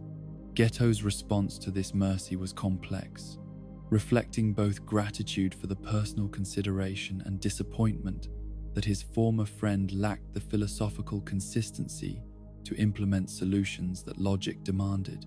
He had hoped that Satoru's superior power would be matched by superior resolve, that someone capable of reshaping reality would also be capable of making the difficult choices necessary to improve it permanently, rather than simply maintaining inadequate status quo conditions. The conversation that followed was perhaps the most painful of Satoru's entire existence, a final attempt at communication between people whose shared experiences could not overcome the fundamental incompatibility of their current worldviews. They spoke as former friends who still cared for each other personally, while acknowledging that those personal feelings could not prevent the conflict that their ideological differences had made inevitable. Geto's final words before disappearing into the crowd were both promise and threat, acknowledgement that their confrontation was postponed rather than resolved, and that the philosophical war they represented would continue through proxies and students until one or both of them were dead. The friendship that had sustained them through their development from talented students to legendary sorcerers was officially ended, replaced by an enmity that would define the remainder of their lives and careers. The aftermath of this encounter left Satoru more alone than he had ever been, deprived not only of his closest companion, but of the illusion that genuine understanding between people of extraordinary power was possible. The philosophical framework that had guided his development was shattered by the recognition that even the most carefully considered moral positions could lead to conclusions that justified atrocity when filtered through psychology damaged by exposure to responsibilities that no individual should be forced to bear. The meeting with young Megumi Fushiguro that followed his confrontation with Geto represented a turning point that would define the remainder of Satoru's career and personal development. The boy was the son of Toji, the man whose assassination of Riko had precipitated the crisis that ultimately destroyed his friendship with Geto. But Megumi himself was innocent of his father's crimes, while possessing the potential to become either a force for protection or destruction depending on how his development was guided.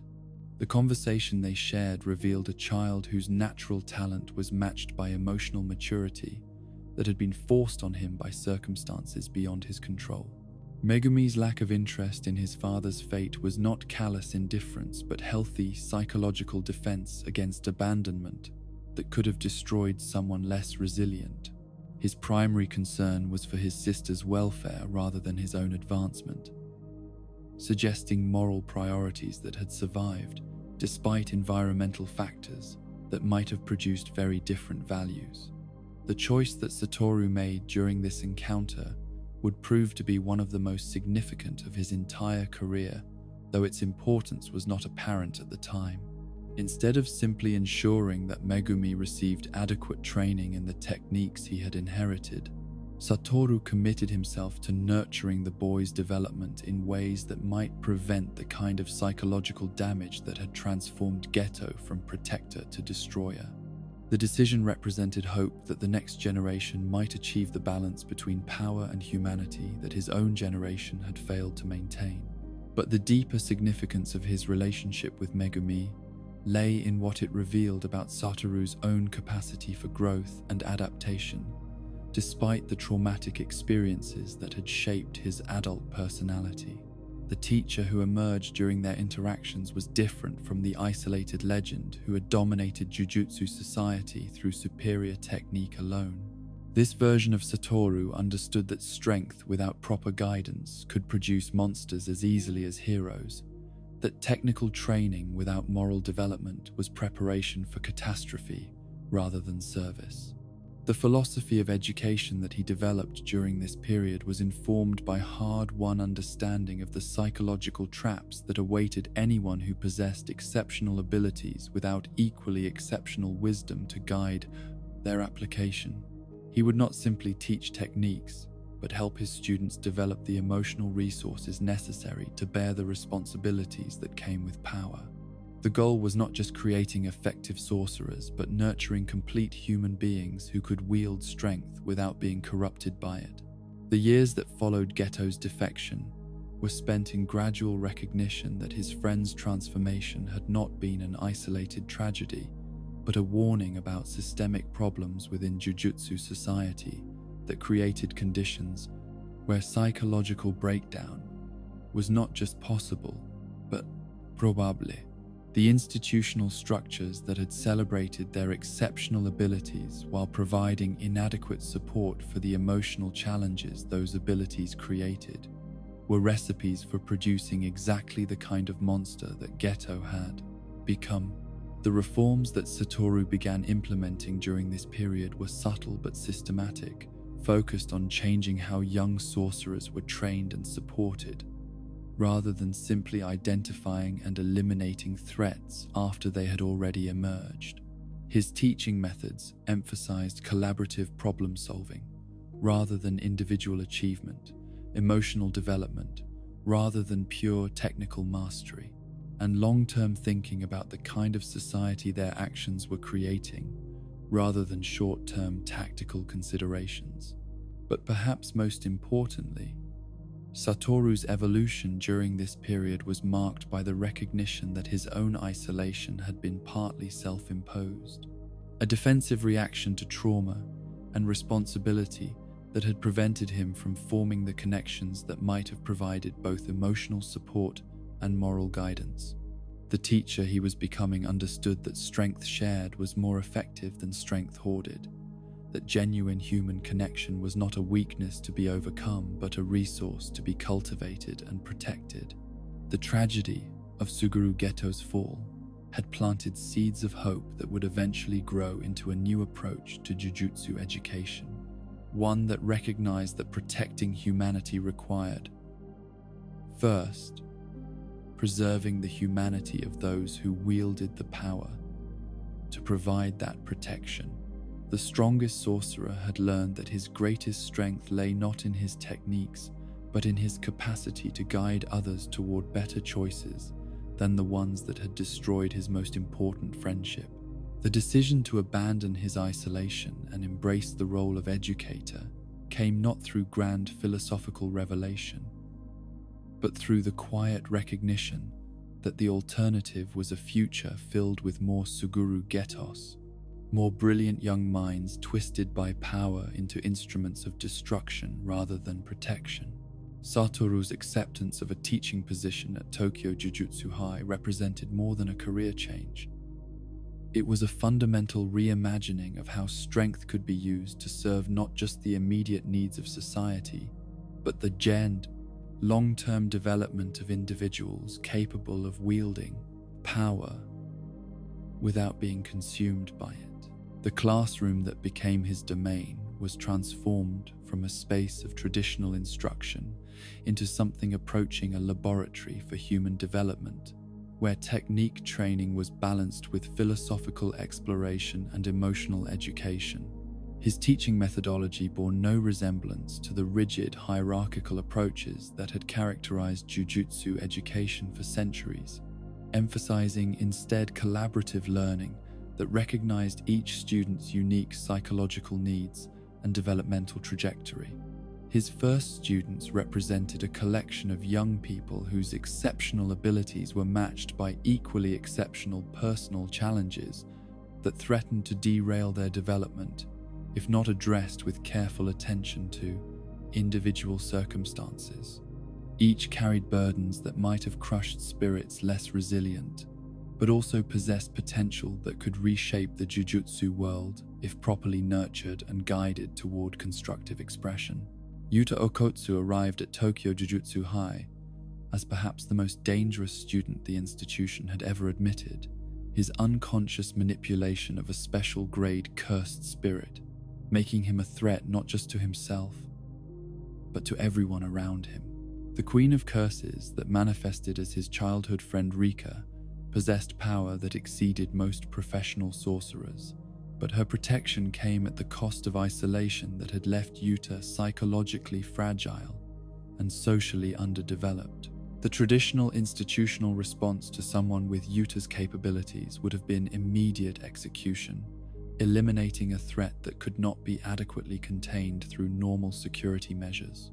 But Satoru saw in the boy's situation a reflection of his own early struggles with power that isolated rather than connected, abilities that marked their bearer as fundamentally different from those they were meant to protect. The decision to advocate for Yuta's admission rather than his elimination was based not just on tactical considerations, but on profound empathy for someone facing challenges that few others could understand. The intervention that secured Yuta's enrollment required Satoru to leverage every aspect of his reputation and political influence within Jujutsu society, convincing administrators that the risk of training such a dangerous student was outweighed by the catastrophic consequences of leaving his abilities undeveloped and unguided. The arguments he presented were compelling, but not decisive. Ultimately, his guarantee of personal supervision and responsibility for any consequences was what made the arrangement possible. The classroom dynamics that developed around Yuta's presence revealed both the challenges and opportunities that came with integrating someone whose power dwarfed that of his classmates, while his emotional development lagged behind his chronological age. Maki Zenin's initial hostility toward the newcomer reflected not personal animosity but professional frustration with institutional decisions that prioritize potential over proven competence. Her own struggles with family rejection and social prejudice had created defensive mechanisms that made accommodation of weakness appear dangerous rather than compassionate. Panda's more accepting attitude toward their unusual classmate demonstrated the emotional intelligence that complemented his unique nature as a cursed corpse with independent consciousness.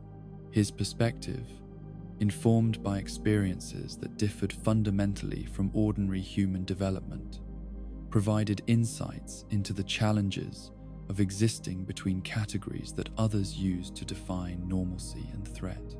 The friendship that gradually developed between him and Yuta was based on mutual recognition of what it meant to be something other than conventionally human, while retaining essentially human values and concerns. Toga Inumaki's contribution to group dynamics was subtle but crucial, his cursed speech technique creating natural empathy for someone whose power was difficult to control and potentially dangerous to those around him. The careful restraint that Toge practiced in every interaction served as a model for how exceptional abilities could be managed through conscious discipline and consideration for others' welfare. His friendship with Yuta was particularly meaningful because it was based on understanding the responsibility that came with possessing techniques that could cause unintended harm. Satoru's approach to managing these complex interpersonal dynamics was informed by his understanding that traditional hierarchical teaching methods would fail to address the psychological and emotional needs that his students brought to their education.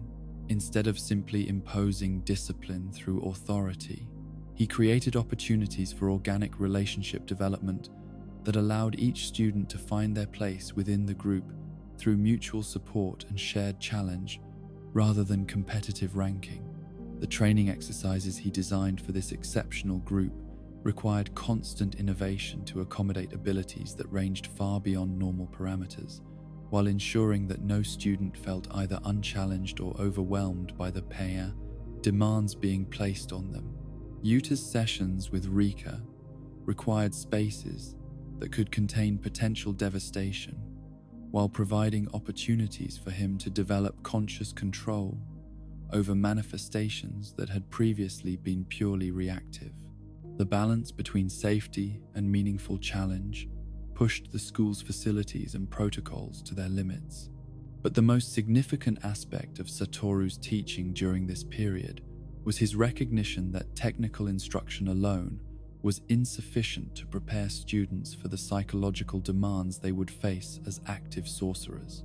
The conversations he initiated about responsibility, mortality, and the weight of protecting those who could not protect themselves were designed to provide emotional framework for processing experiences that had driven previous generations toward extremism or breakdown.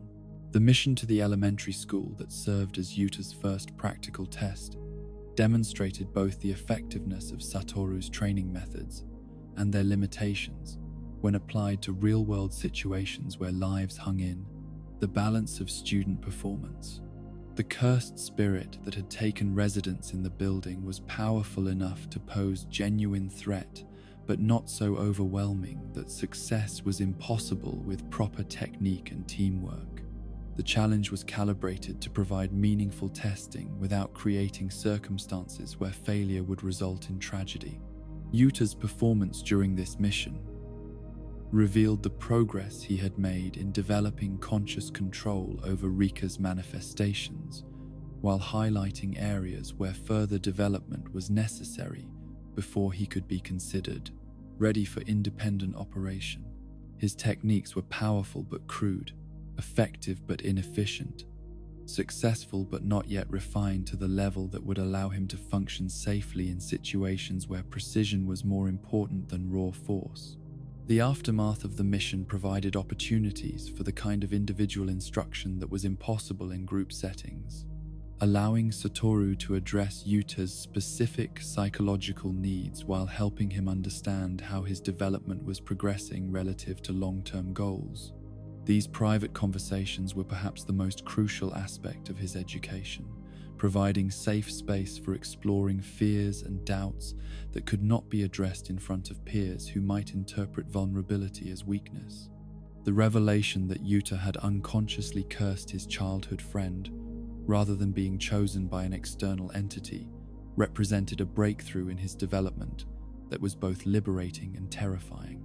Understanding that his power came from his own traumatic grief rather than supernatural imposition meant that he could potentially learn to control it, but also that he bore responsibility for everything that Rika had done under his unconscious direction. The weight of this knowledge required careful processing to prevent it from becoming another source of psychological damage. Satoru's handling of this revelation demonstrated the evolution of his own understanding of how power and trauma interacted to create either constructive or destructive outcomes. Rather than focusing on guilt or blame, he helped Yuta understand that accepting responsibility for past actions was the first step toward making conscious choices about future development. The goal was not to eliminate the emotional source of his power, but to transform unconscious reaction into deliberate technique. The preparations for the night parade of 100 demons represented the greatest test that any of Satoru's students had faced, a coordinated attack by Gojo's forces that would challenge not just their individual capabilities, but their capacity to function as a cohesive unit under extreme pressure. The intelligence that filtered through official channels indicated that the assault would target multiple locations simultaneously, requiring responses that exceeded available professional resources and necessitated student deployment in active combat roles. The strategic discussions that preceded the attack revealed how thoroughly Satoru's teaching methods had prepared his students for exactly this kind of complex challenge. Rather than waiting for orders or depending entirely on instructor guidance, they participated actively in planning processes, contributed insights based on their unique capabilities, and demonstrated readiness to accept responsibility for outcomes that would affect far more than their own welfare.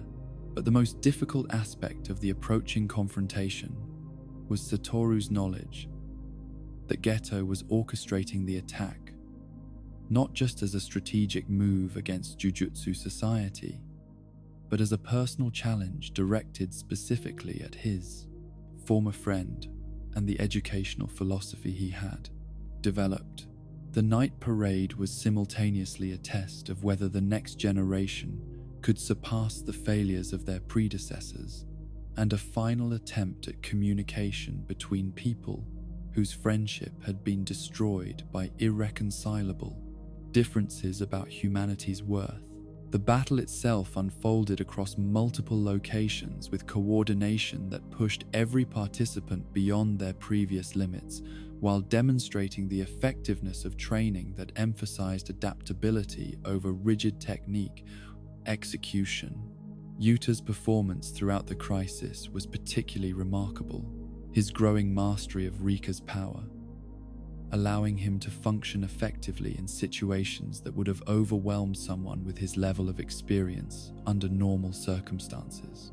The moment when Yuta successfully released Rika from the curse that had bound them together represented not just personal triumph, but validation of Satoru's approach to education that prioritized emotional development alongside technical training. The fact that love rather than power had provided the key to resolution was exactly the kind of outcome that traditional Jujutsu education would have failed to achieve, focused as it was on strength, rather than the human connections that gave strength meaning.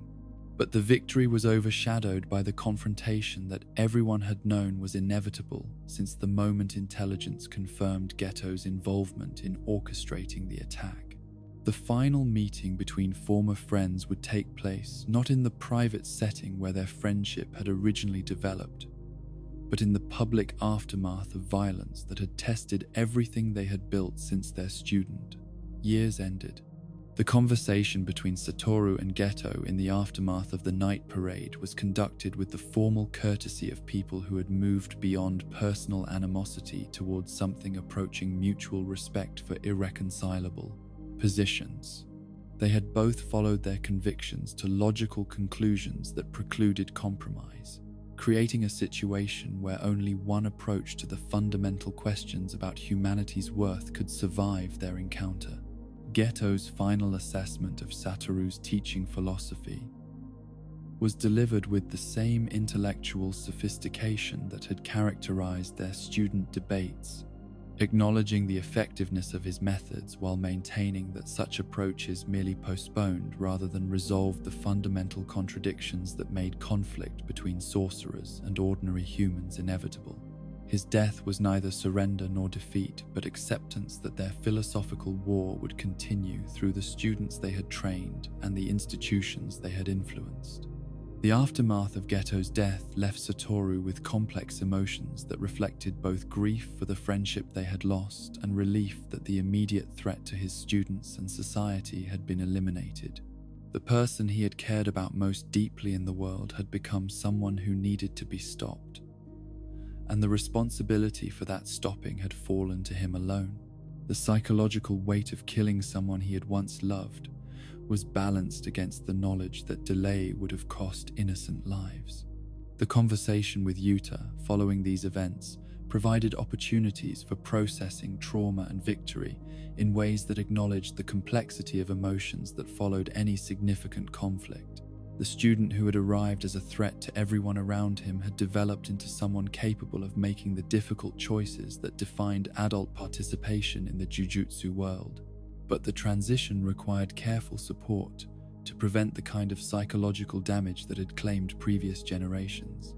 The years that followed the night parade were characterized by gradual expansion of Satoru's educational influence, as his methods proved their effectiveness in preparing students for the realities they would face as professional sorcerers. The approach he had developed through trial and error with his first exceptional class became a model for how the institution could better serve the psychological and emotional needs of young people whose abilities marked them as fundamentally different from their peers. The success of his students in their subsequent careers provided validation that power properly guided could serve constructive purposes without the corruption that had characterized previous generations. The bonds they maintained with each other and with him demonstrated that isolation was not the inevitable price of exceptional ability, that genuine human connection could survive and even be strengthened by shared responsibility for protecting those who could not protect themselves. But perhaps the most significant legacy of Satoru's emergence as an educator was the recognition that teaching was not just about transmitting knowledge or technique, but about nurturing the complete human beings who would inherit responsibility for the world that their generation was creating. The strongest sorcerer had learned that his greatest strength lay not in his individual capabilities, but in his ability to help others develop their own strength in ways that served both personal fulfillment and collective welfare. The autumn afternoon when Yuji Itadori consumed Sukuna's finger at Sugisawa Third High School marked the beginning of a transformation that would reshape not just one young man's destiny, but the entire trajectory of the Jujutsu world. The report that reached Satoru's desk was brief and clinical in its language, but the implications it carried were staggering in their scope and complexity. A 15-year-old boy with no formal training in Jujutsu techniques had successfully ingested a cursed object so powerful that most special-grade sorcerers would refuse to handle it directly, and he had emerged from the experience with his consciousness intact and his body functional. The drive to Sendai that evening was filled with speculation and preparation for what might prove to be either the discovery of an unprecedented opportunity or the necessity of eliminating a threat that could destroy everything the Jujutsu world had built over centuries of careful cultivation. Sukuna's fingers were not merely cursed objects, but fragments of the most malevolent entity in recorded history, artifacts whose very existence posed constant danger to anyone foolish enough to seek power through association with forces beyond human comprehension. The scene that greeted Satoru upon his arrival at the school challenged every assumption he had developed about how ordinary people responded to supernatural crisis. Instead of panic or denial, he found Megumi engaged in tactical planning with a pink-haired teenager who spoke about hosting the King of Curses with the casual confidence of someone discussing a minor inconvenience rather than an existential threat to human civilization. The contrast between the magnitude of what had occurred and the normalcy of the participants was both reassuring and deeply unsettling. Yuji Itadori himself was unlike anyone Satoru had encountered during his years as both student and educator, possessing physical capabilities that exceeded most trained sorcerers, despite complete lack of formal instruction in cursed energy manipulation. His athletic achievements were remarkable but not supernatural, his academic performance adequate but not exceptional, his social relationships healthy but unremarkable. There was nothing in his background that suggested the kind of spiritual resilience necessary to maintain individual consciousness while sharing mental space with an entity that had spent millennia perfecting the art of psychological commissary domination. The test that Satoru devised to evaluate Yuji's unique situation was deliberately designed to push the boundaries of what should have been possible for someone with no training in containing hostile, cursed entities.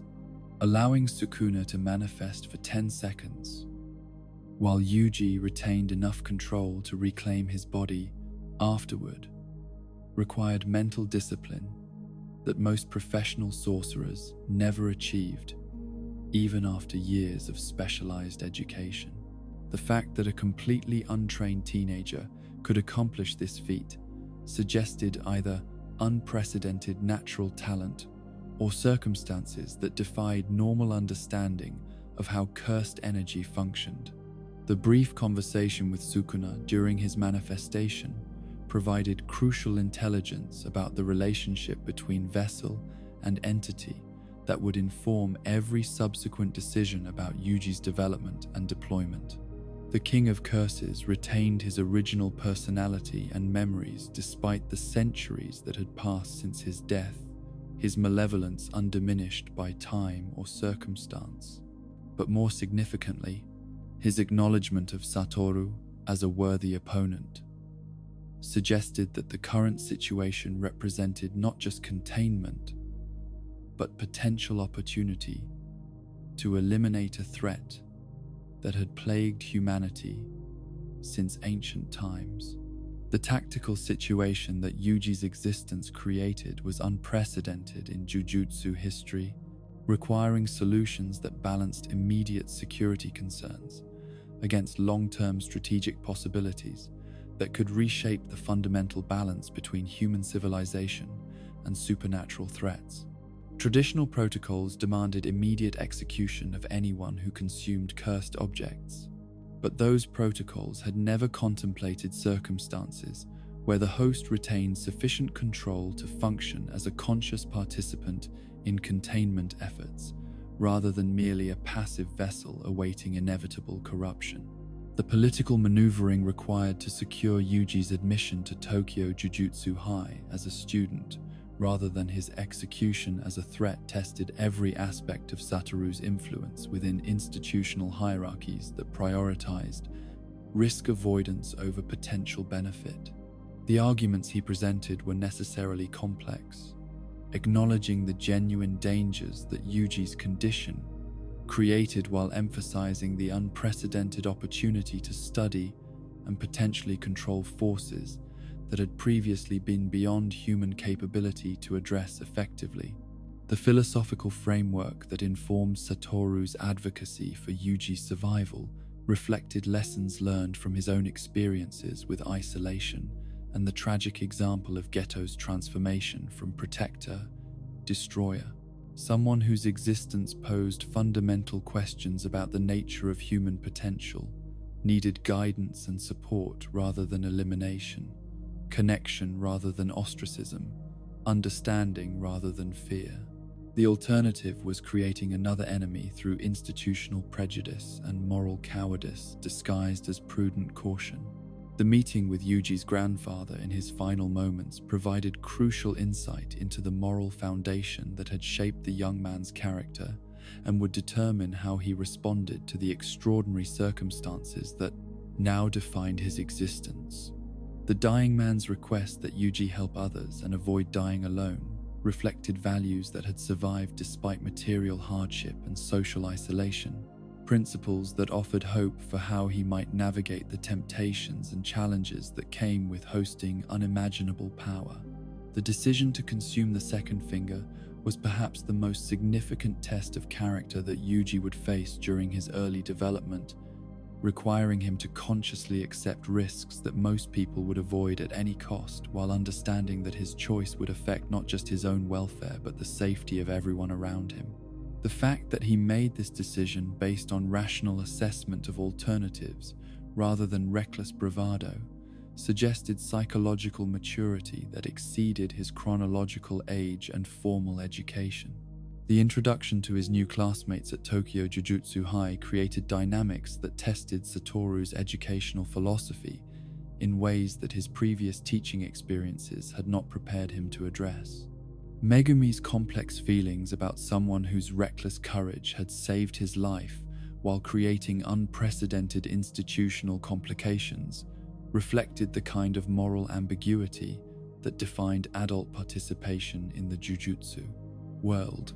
Nobara's straightforward acceptance of Yuji based on his actions rather than his circumstances demonstrated the emotional intelligence that complemented her technical abilities. The group dynamic that emerged among the three first-year students was unlike anything that had developed in previous classes, characterized by genuine affection and mutual support that transcended tactical cooperation or institutional assignment.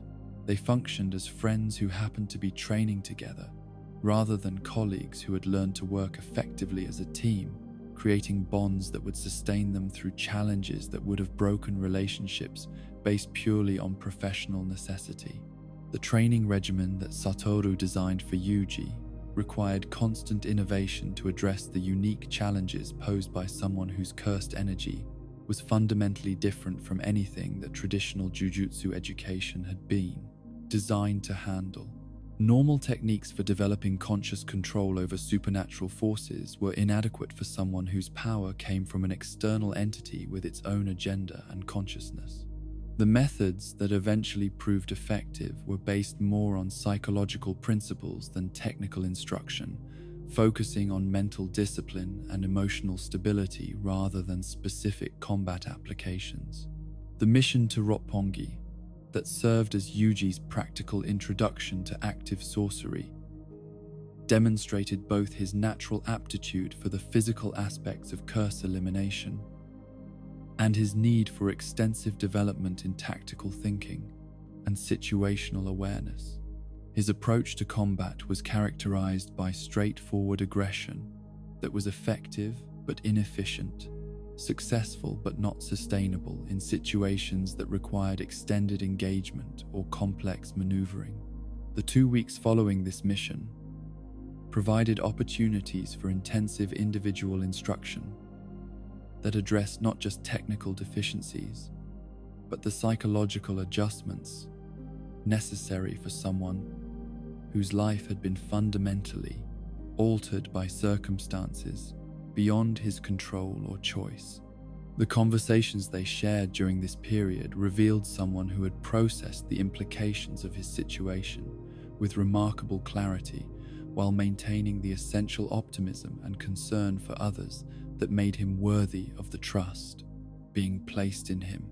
The encounter with Gojo that interrupted Yuji's training served multiple purposes beyond the immediate tactical challenge it represented, providing him with direct exposure to the kinds of threats that made his development crucial while demonstrating the level of protection that Satoru's presence could provide when circumstances required intervention rather than independent student action.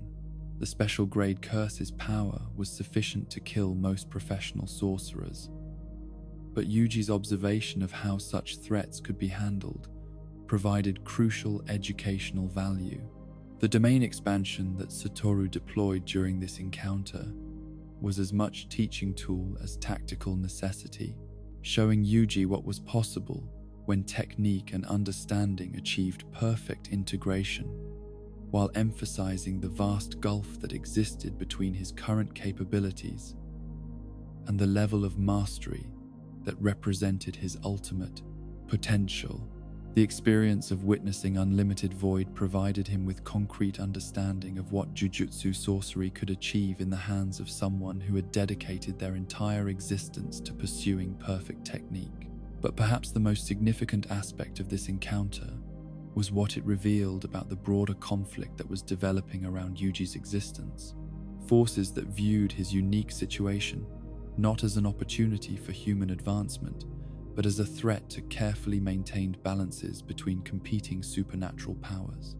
The fact that special grade curses were actively seeking confrontation with him indicated that his development would take place within a context of constant danger that exceeded normal student experiences.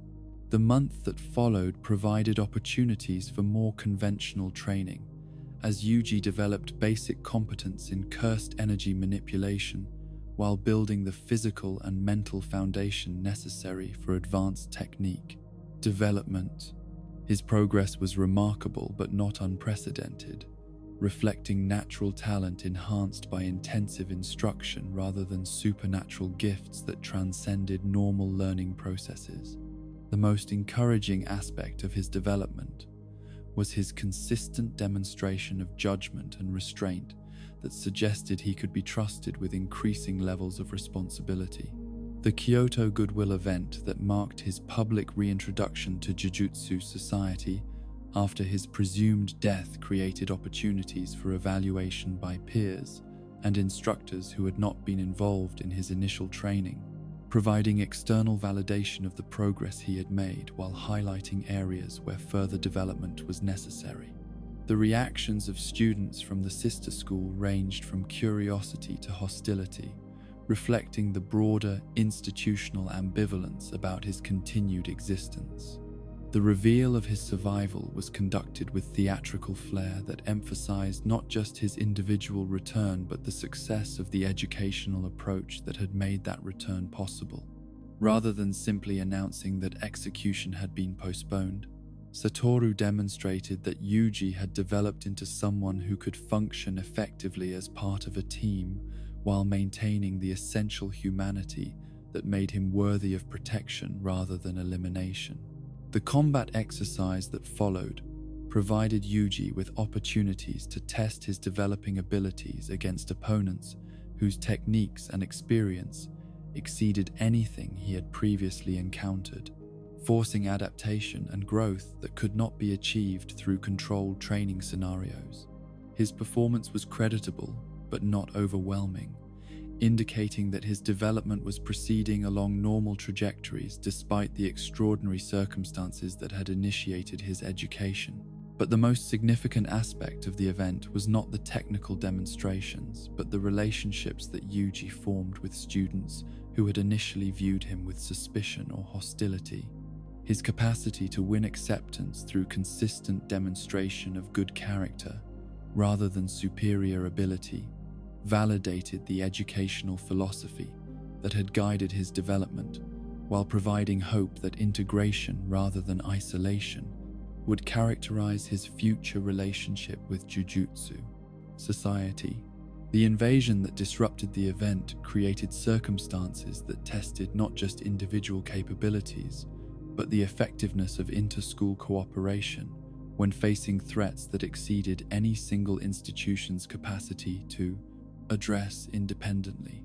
The coordination that emerged during the crisis demonstrated that the next generation of sorcerers had internalized lessons about mutual support and shared responsibility that had been lacking in previous cohorts. Yuji's role during the crisis was significant but not central, reflecting his current developmental stage while providing experience with the kind of complex tactical situations that would define his future career. His contributions were valuable, but not decisive, important, but not irreplaceable, meaningful, but not overwhelming. The balance was exactly what responsible education required. Sufficient challenge to promote growth without exposure that might prove catastrophic if his capabilities proved inadequate. The conversations that took place in the aftermath of the invasion revealed how thoroughly Yuji had been accepted by his classmates, not just as a colleague, but as a friend whose welfare mattered on personal levels that transcended tactical considerations. The bonds that had developed among the first-year students had survived their first major test while providing foundation for the deeper relationships that would sustain them through future challenges. The assignment to investigate the death painting incidents that followed provided Yuji with opportunities to apply his developing skills in circumstances that required independent decision-making rather than close supervision, marking another stage in his evolution from protected student to active participant in the ongoing war between human civilization and supernatural threats. The mission's complexity required not just combat effectiveness, but investigative skills and tactical judgment that pushed his capabilities in new directions. The encounter with his cursed womb brothers created psychological challenges that were perhaps more difficult than the physical dangers they represented, forcing Yuji to confront the fact that his unique situation had implications beyond his individual development. The existence of other entities that shared aspects of his condition while pursuing different goals created moral complications that had no clear solutions, requiring choices based on principle rather than simple tactical calculation.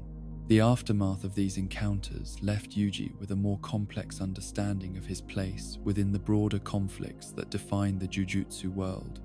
Recognition that his development was occurring within a context where multiple forces viewed his existence as either opportunity or threat, rather than simply another student requiring education. The knowledge was sobering but not paralyzing, challenging but not overwhelming, serious but not hopeless.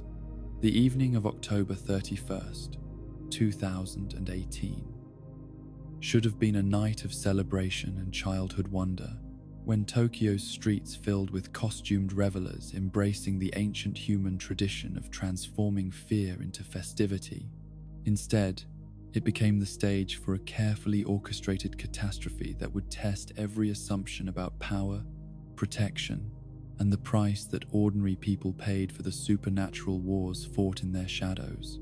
The curtain that descended over Shibuya was not the theatrical backdrop for harmless entertainment, but a trap designed to capture the one person whose strength had maintained the delicate balance between human civilization and the forces that sought its destruction. Satoru's approach to the crisis reflected both the confidence that came from decades of unmatched success and the subtle unease that accompanied any situation where his opponents had chosen the time and place of confrontation rather than responding to his initiative.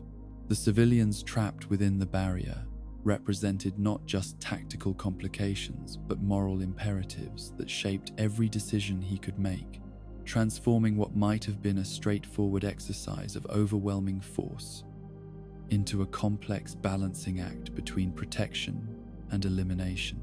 The underground passages beneath Shibuya Station had been transformed into an arena that maximized every disadvantage that even the strongest sorcerer faced when operating in populated areas, while providing his enemies with strategic advantages that neutralized much of his overwhelming technical superiority. The confined spaces limited his ability to deploy techniques at full power, while the presence of innocent hostages created psychological pressure that his opponents could exploit to force tactical errors or moral compromises. Jogo's presence at the confrontation was expected but still troubling, representing not just a powerful opponent but a reminder of how previous encounters had established patterns of behavior that could be predicted and potentially exploited. The curse's obsession with proving himself against absolute strength had evolved from simple challenger's pride into something approaching religious fervor, a need to demonstrate that his kind could prevail against even the most overwhelming expressions of human power.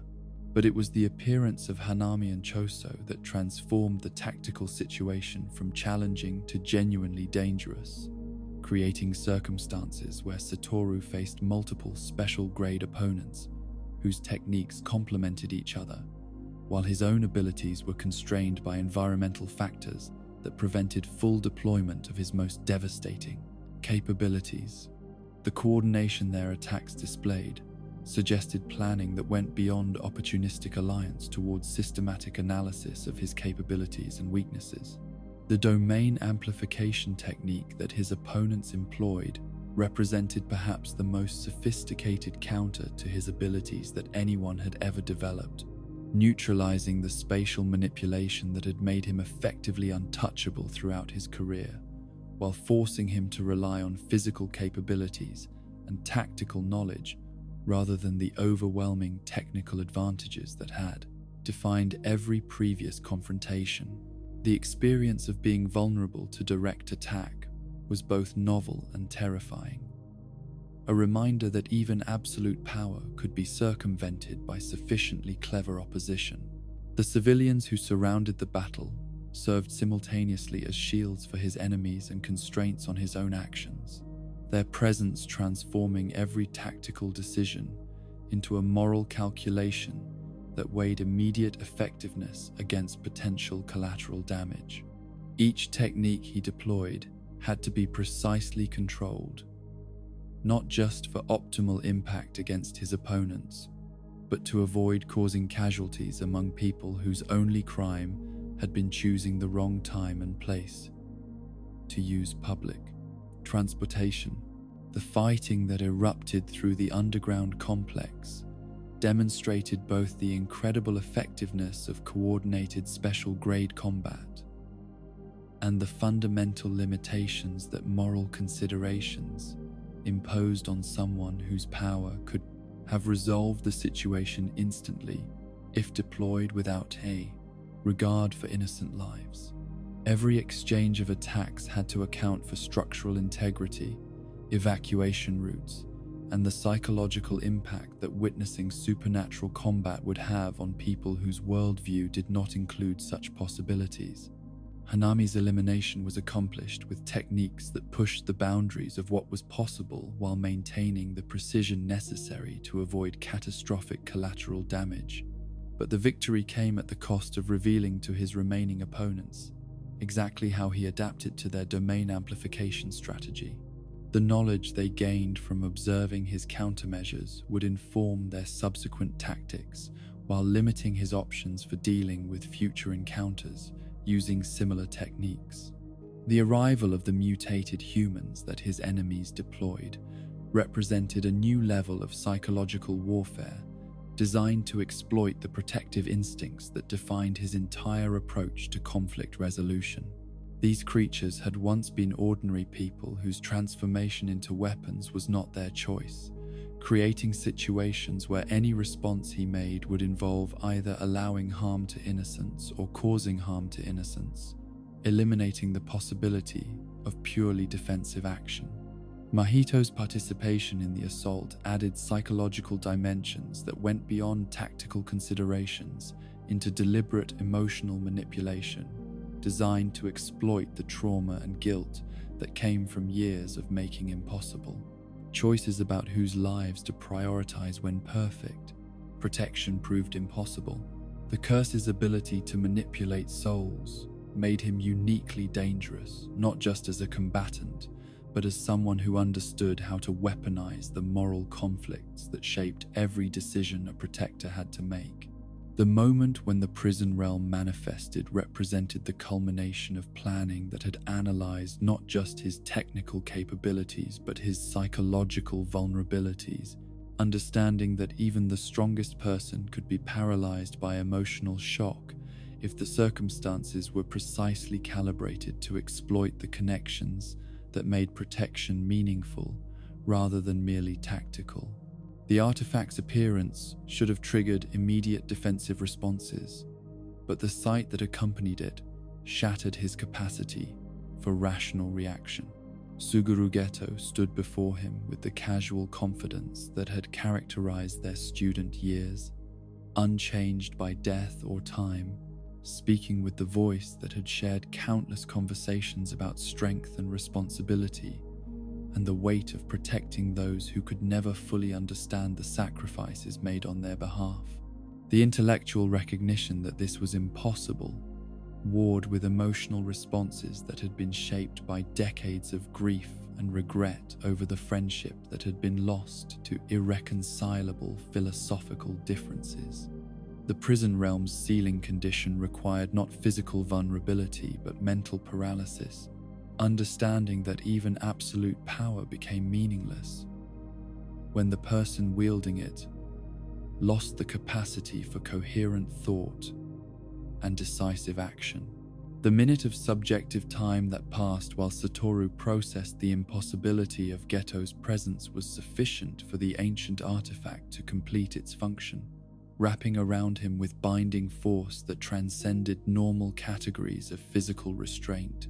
The realization that he had been outmaneuvered not through superior strength but through emotional manipulation was perhaps more devastating than the physical confinement itself, revealing how thoroughly his opponents had studied not just his techniques but his personal history and psychological weak points. The strongest sorcerer in history had been defeated not by overwhelming power, but by the simple expedient of showing him something that his heart could not immediately accept as deception. The revelation that his oldest friend's body had been possessed by someone else added layers of violation and tragedy to circumstances that were already unbearable, transforming what had appeared to be miraculous resurrection into evidence of desecration that made the original loss seem trivial by comparison.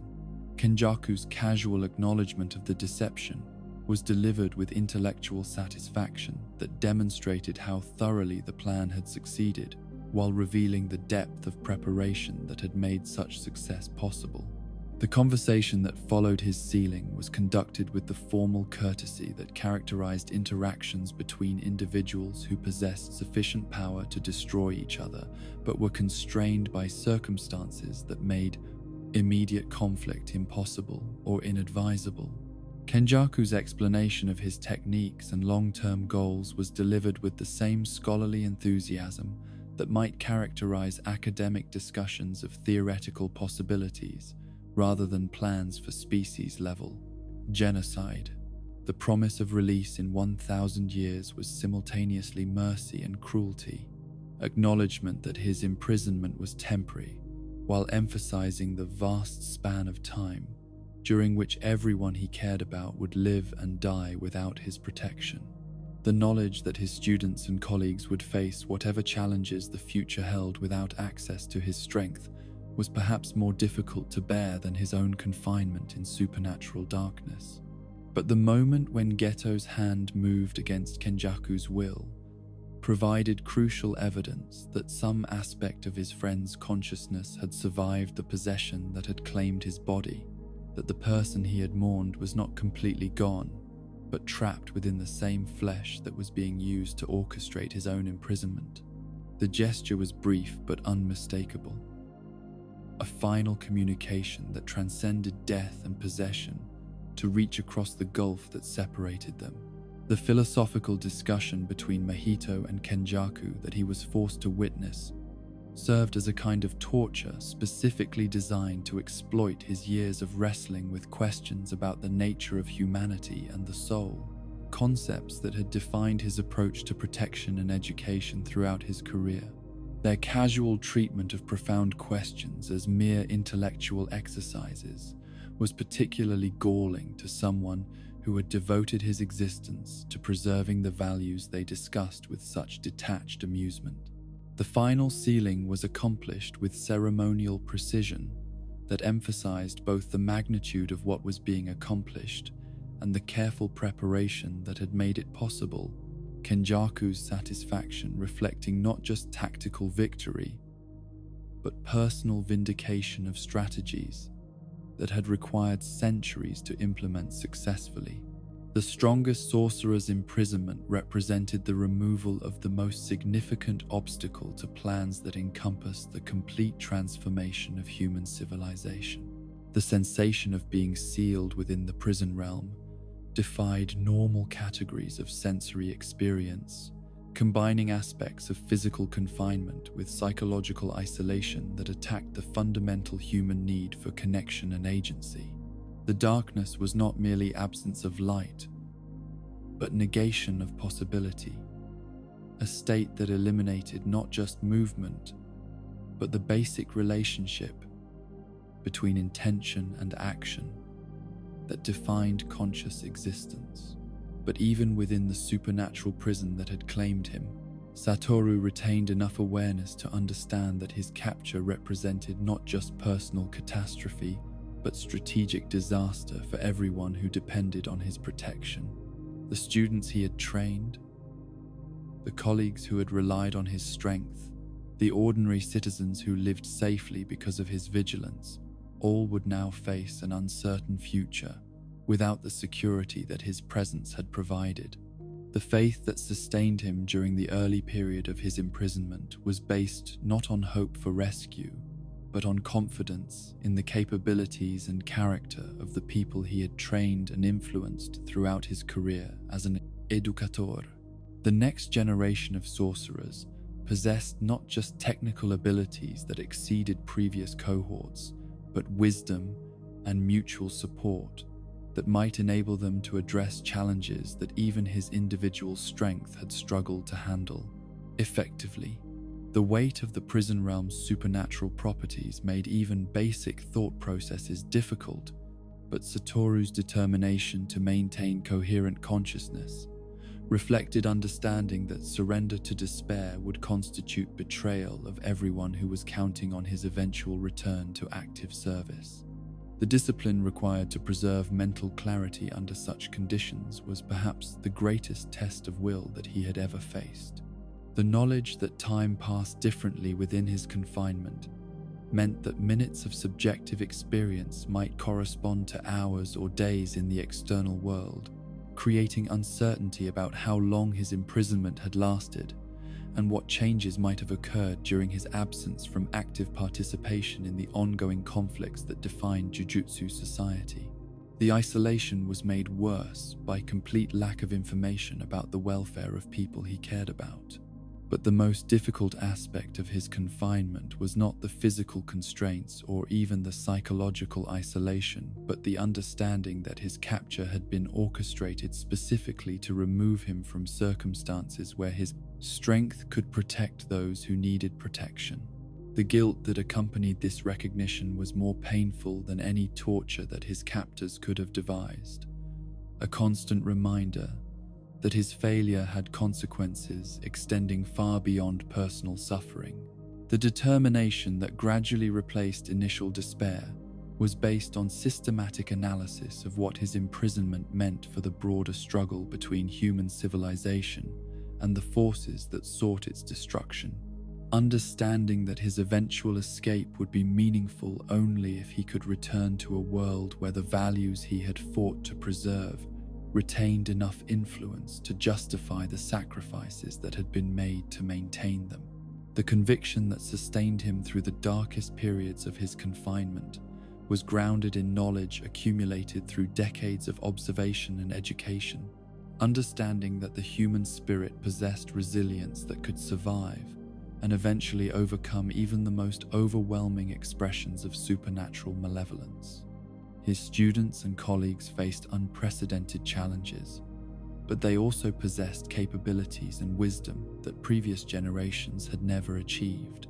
The promise he made to himself during the longest nights of his imprisonment was not about revenge against those who had orchestrated his capture, but about returning to active service as a protector and educator whose experience with powerlessness would inform more effective approaches to nurturing the strength and wisdom that the next generation would need to build a better world than the one that had produced such conflicts.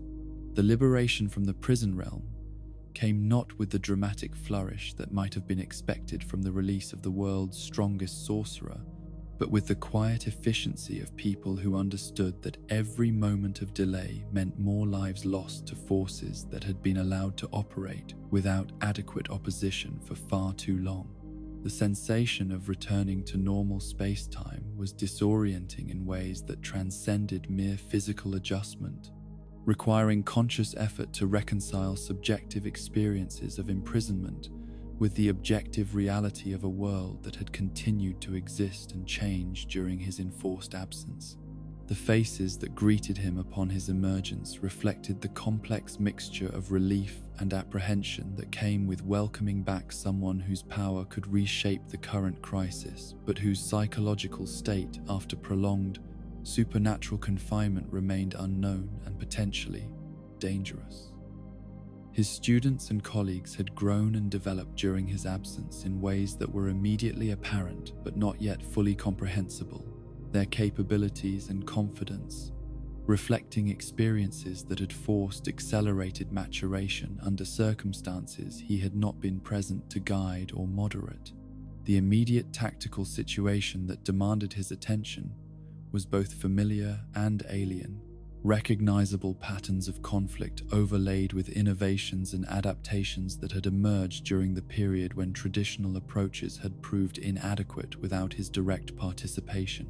The culling game that Kenjaku had orchestrated represented an escalation of supernatural warfare beyond anything that previous generations had contemplated, transforming the entire nation into a battlefield where ordinary citizens could be transformed into participants regardless of their knowledge or consent.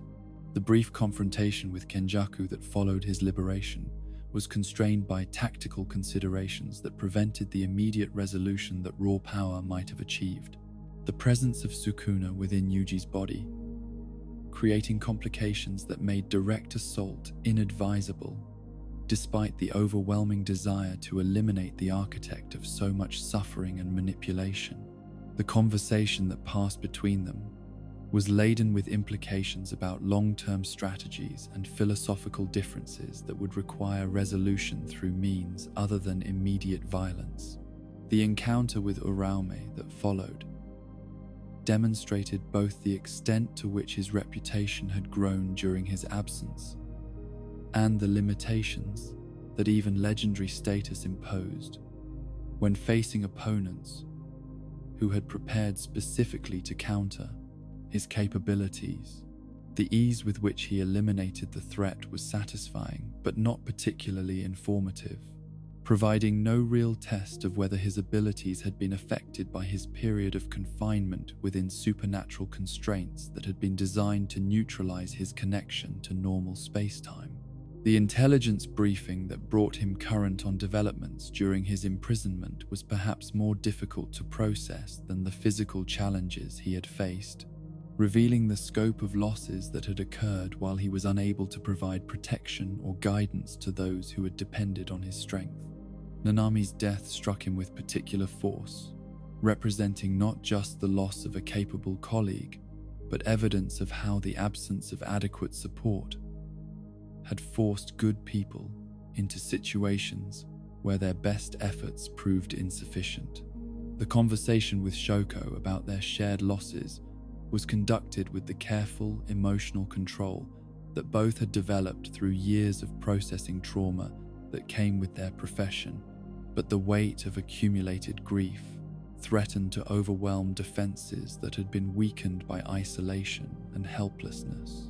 The medical examiner's clinical approach to mortality provided a framework for discussing death without being consumed by it, but even her professional detachment could not completely shield either of them from the emotional impact of cataloging how many friends they had outlived.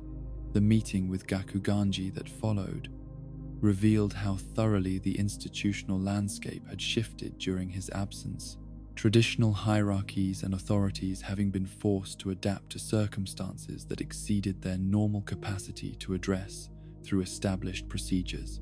The old man's straightforward acknowledgement of Yaga's execution was delivered without apology, but also without satisfaction, reflecting someone who had made necessary decisions while understanding their moral cost.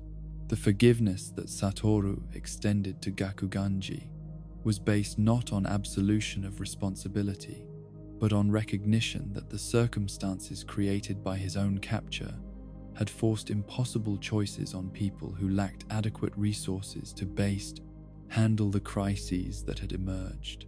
The principal's actions had been constrained by institutional requirements and limited options, making moral judgment less relevant than practical assessment of how to move forward effectively. The revelation about the binding vow that would govern his ultimate confrontation with Sukuna created a framework that both limited and focused his remaining time, providing certainty about his eventual fate while creating urgency about accomplishing whatever remained possible before that final battle. The knowledge that his death was approaching was less disturbing than might have been expected, representing completion rather than interruption of a life that had been dedicated to protection and service. The strategic planning sessions that occupied his first days of freedom were informed by understanding that conventional approaches to the current crisis would prove inadequate, requiring innovation and adaptation that pushed beyond established doctrine toward new paradigms of supernatural warfare. The culling game represented not just tactical challenge but existential threat to the social contract that maintained separation between the Jujutsu world and ordinary society, making traditional considerations of secrecy and gradual action potentially counterproductive. The reunion with his students was perhaps the most emotionally complex aspect of his return, revealing how thoroughly they had grown and developed during his absence, while highlighting the guilt that came from understanding that his capture had forced them to face challenges without the support and guidance that proper education should have provided. Their competence and confidence were sources of pride that were complicated by awareness of the costs they had paid to achieve such development. Yuji's evolution during the period of his imprisonment was particularly striking, the young man having developed not just technical abilities but psychological resilience that reflected experiences no teenager should have been forced to endure. The conversation they shared revealed someone who had processed trauma and responsibility in ways that preserved essential humanity while accepting realities that might have broken spirits less fundamentally strong and optimistic. Megumi's growth was evident in subtle ways that reflected deepening understanding of his own capabilities and the strategic thinking that would serve him well in future conflicts. But there were also signs of psychological strain that suggested the weight of leadership and loss had begun to affect him in ways that required careful attention and support. The potential that Satoru had recognized in the boy was developing as expected, but the costs of that development were becoming apparent. Nobara's absence from these reunions was itself a form of communication about the prices that had been paid during his imprisonment, her condition representing the kind of sacrifice that made victory hollow even when tactical objectives were achieved. The uncertainty about her recovery created additional psychological pressure on her classmates while serving as constant reminder of the stakes that defined every decision in their ongoing conflicts.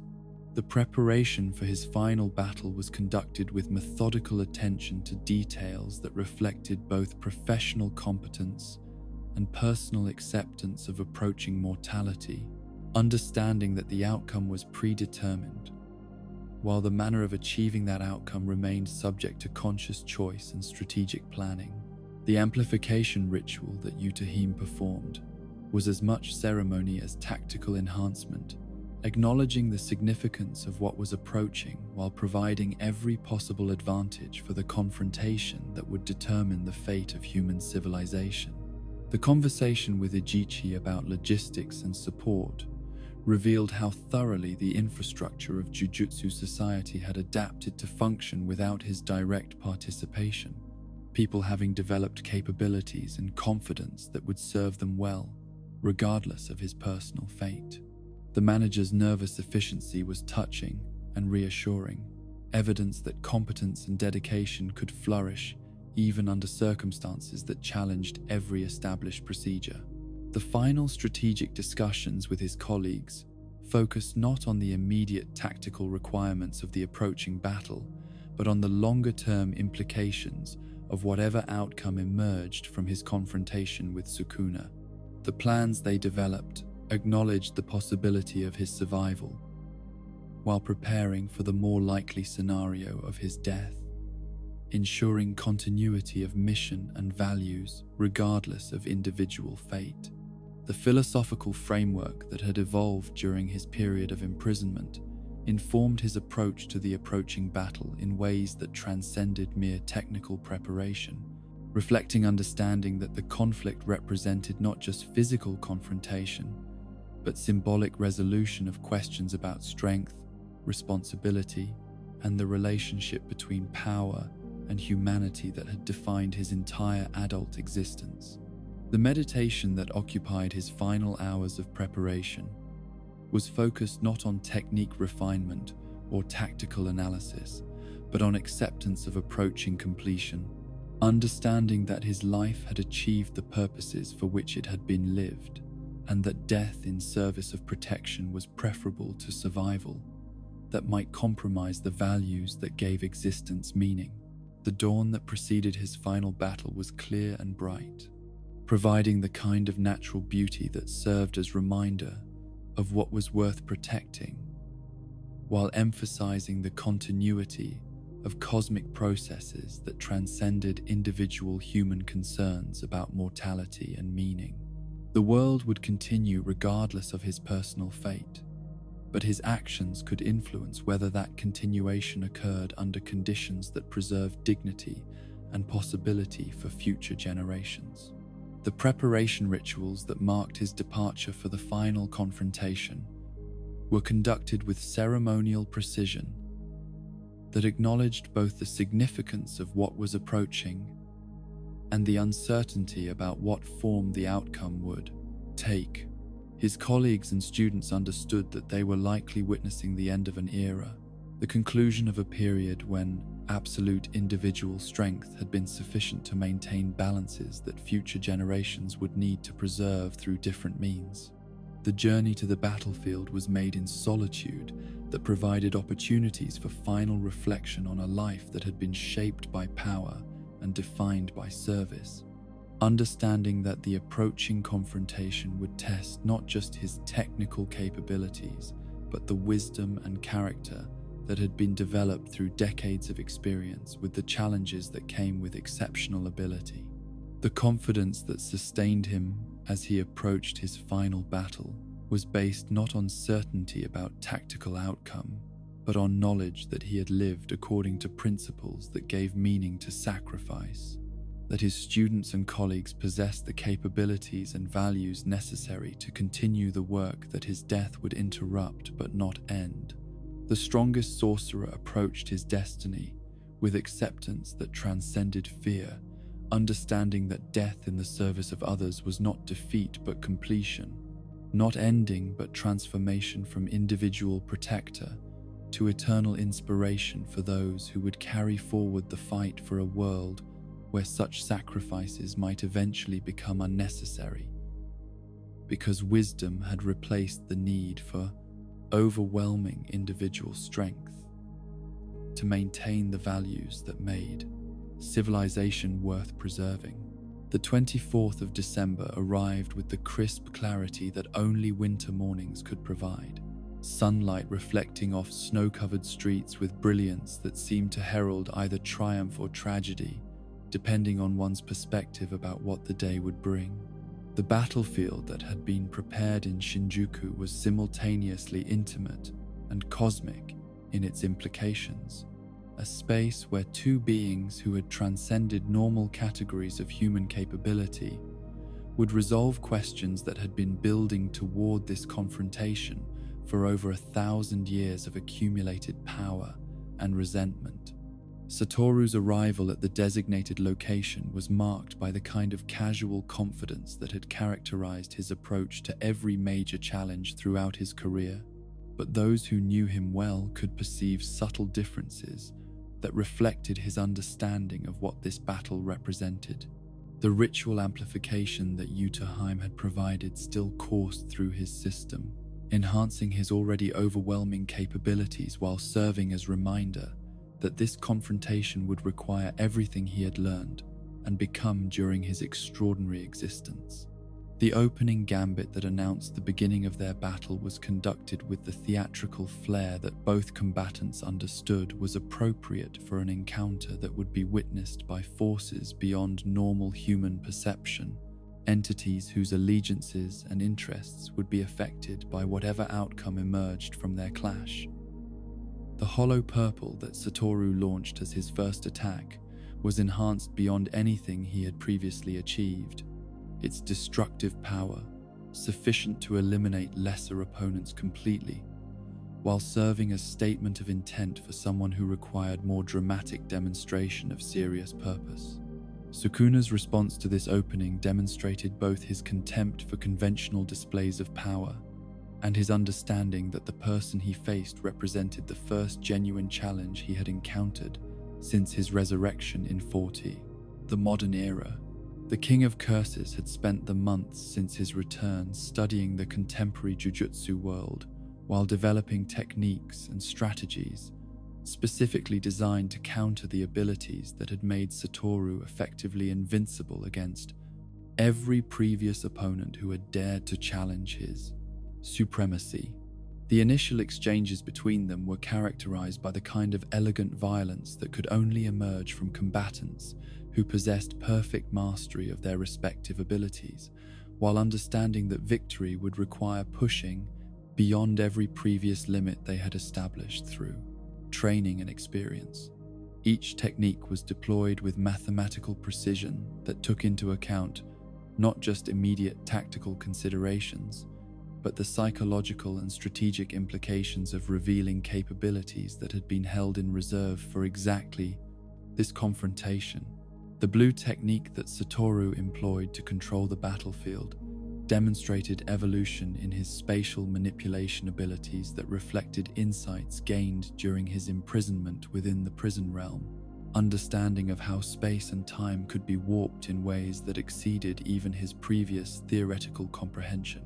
The effects he achieved were beautiful and terrible in equal measure, reality itself bending to accommodate his will, while Sukuna adapted with the fluid grace of someone for whom such impossibilities were merely novel entertainment. The building that served as their initial battlefield was transformed from mundane commercial architecture into abstract art created through the application of overwhelming supernatural force, its destruction serving as canvas for techniques that existed at the intersection of mathematics and mythology. The collateral damage that resulted was both inevitable and carefully controlled, each combatant understanding that their responsibility extended beyond personal victory toward preservation of the civilian population that surrounded their area of engagement. The domain expansion that Sukuna deployed first was intended not just as tactical escalation, but as psychological statement about the nature of power and the futility of resistance against forces that had existed since before human civilization developed concepts adequate to comprehend them. Malevolent shrine manifested with the oppressive authority of ancient evil given perfect expression, its sure hit effects designed to eliminate any opponent through sheer, overwhelming malice made manifest in slashing attacks that cut through space itself. But the counter-domain that Satoru deployed in response demonstrated that his own understanding of reality manipulation had evolved beyond even Sukuna's expectations. Unlimited void expanding with the serene confidence of infinite possibility made available to consciousness capable of grasping its implications. The clash between their respective domains created effects that transcended normal categories of sensory experience, reality itself becoming contested territory where mathematical principles warred against primordial malevolence. The first collapse of Satoru's domain was achieved through exploitation of fundamental principles that governed how barrier techniques could be maintained against external pressure, Sukuna's understanding of Jujutsu theory proving sufficient to identify weaknesses that could be exploited through sustained assault rather than overwhelming single attacks. The adaptation required was both tactical and philosophical. Acknowledgement that even infinite void could be overcome by malevolence that refused to accept limitations imposed by human concepts of possibility. The injuries that Satoru sustained during this exchange were the first serious wounds he had received since his student years, serving as reminder that even the strongest person could be hurt when facing opponents who possessed both adequate power and sufficient understanding of how that power could be applied most effectively. The reverse curse technique that he used to heal himself operated at levels that pushed his capabilities beyond every previous application, his body rebuilding itself, while his mind calculated adjustments necessary to avoid similar vulnerabilities in subsequent exchanges. The running battle that followed their initial domain clash demonstrated both combatants' understanding that victory would require adaptation and innovation, rather than simple application of established techniques, each seeking advantages that could be exploited while defending against counters that threatened to turn tactical gains into strategic defeats. The pace of their engagement exceeded anything that ordinary perception could follow, movements and techniques blending into patterns that existed at the boundary between physical reality and pure abstraction. The simple domain that Satoru deployed to counter Sukuna's continued assault represented innovation, born from desperation, combined with understanding that traditional approaches would prove inadequate against someone who had spent centuries developing countermeasures for every conceivable defensive strategy. The technique's effectiveness lay not in overwhelming power, but in elegant adaptation that turned the opponent's strength into vulnerability through precise application of principle rather than brute force. But the most significant aspect of their battle was not the technical mastery that both displayed, but the philosophical subtext that informed every decision about when to attack, when to defend, and when to seek advantage through methods that transcended immediate tactical considerations. They were not simply fighting for personal victory, but representing different approaches to the fundamental questions about power, responsibility, and the relationship between strength and humanity that had defined the Jujutsu world for generations.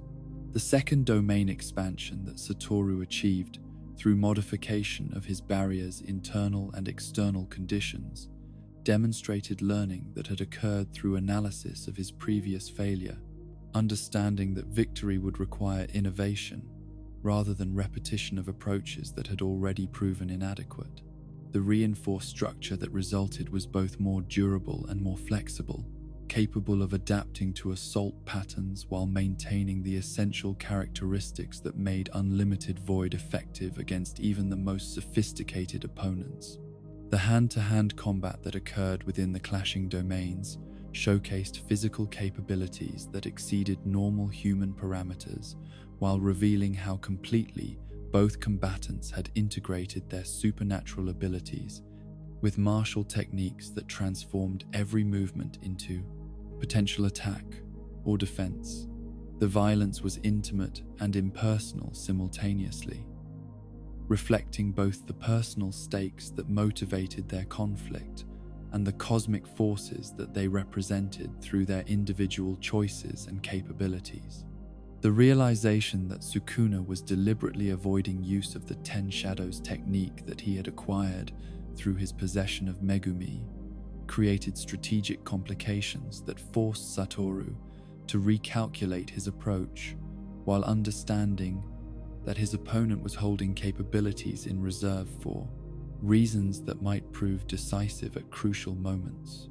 The psychological pressure created by this uncertainty was perhaps more challenging than the immediate physical threats, requiring mental discipline that could maintain focus despite awareness of unknown variables. The nosebleed that signaled approaching limits to his domain expansion capabilities was both warning and opportunity, indication that his current approach was unsustainable, while providing information that might inform different strategies if he could adapt quickly enough to avoid catastrophic failure. The dizzy spells that followed were reminders that even supernatural abilities operated within constraints that could be exceeded at the cost of permanent damage to the systems that made such abilities possible. The final domain clash that decided their immediate contest was achieved through speed advantage, measured in fractions of seconds, that proved decisive despite the apparent insignificance of such temporal margins. Unlimited void, achieving dominance long enough to inflict damage that would affect Sukuna's capabilities, while providing Satoru with the advantage necessary to press his assault toward what might have been conclusive victory. But the manifestation of Mahoraga that followed demonstrated why Sukuna had been willing to absorb damage in exchange for the opportunity to deploy capabilities that had been held in reserve throughout their previous exchanges, the Shikigami's adaptive abilities representing a form of evolution that could potentially overcome even the most overwhelming expressions of individual power. The creature's appearance transformed tactical victory into strategic uncertainty, forcing recalculation of approaches that had seemed adequate only moments before. The realization that Megumi's soul was being used to bear the adaptation burden that should have fallen on Sukuna himself added moral complexity to circumstances that were already emotionally devastating. Understanding that victory might require choices that compromised the values that had motivated his entire approach to protection and education. The knowledge that someone he cared about was being exploited created psychological pressure that threatened to undermine tactical judgment at moments when perfect clarity was essential for survival. The brain damage that resulted from his sustained use of reverse curse technique to maintain domain expansion capabilities created permanent limitations that would affect every subsequent decision about how to deploy his remaining resources. Understanding that victory would require accepting constraints that made certain techniques unavailable while demanding innovation that pushed his remaining capabilities toward their absolute limits. The transition from domain-based combat to direct physical engagement represented acknowledgement that their contest would ultimately be decided through application of fundamental principles rather than elaborate techniques. Strength against strength and will against will in forms of conflict that had defined human understanding of power since consciousness first recognized the difference between protection and domination. The blue technique that he used to manipulate environmental factors demonstrated adaptation that turned architectural features into tactical assets. Understanding that victory might depend on creative application of basic principles rather than deployment of his most sophisticated capabilities. The effectiveness of these approaches validated his belief that intelligence could overcome raw power when applied with sufficient precision and determination.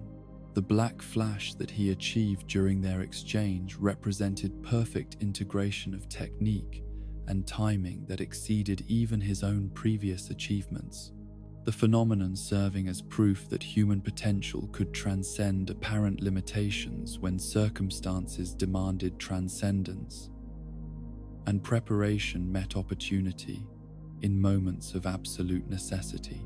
The red technique that he deployed in circular patterns around their battlefield demonstrated strategic thinking that extended beyond immediate tactical considerations toward longer-term positioning that would provide advantages in many subsequent exchange, understanding that victory would likely be achieved through accumulated advantages rather than single decisive moments. The explosion that resulted from this approach demonstrated how patience and planning could create opportunities that direct assault had failed to achieve. The appearance of additional Shikigami that Sukuna summoned to create numerical superiority represented escalation that forced Satoru to adapt his approach toward addressing multiple threats simultaneously while maintaining focus on the primary opponent who remained the key to overall victory. The complexity created by these additional factors pushed his tactical thinking beyond every previous challenge, while providing opportunities to demonstrate capabilities that might otherwise have remained untested. The fusion beast Agito that emerged from Sukuna's combining of multiple Shikigami represented innovation that exceeded Satoru's previous understanding of what was possible through technique integration, forcing him to develop countermeasures for abilities that had never been documented or analyzed through conventional study. The creature's regenerative capabilities made decisive elimination essential, requiring commitment of resources that might prove necessary for other aspects of their ongoing battle.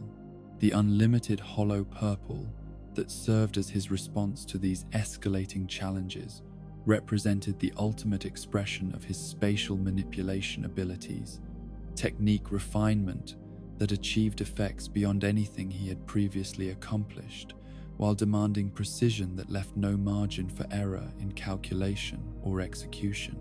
The preparation required for such an attack created vulnerabilities that his opponents attempted to exploit, while the technique itself charged toward deployment.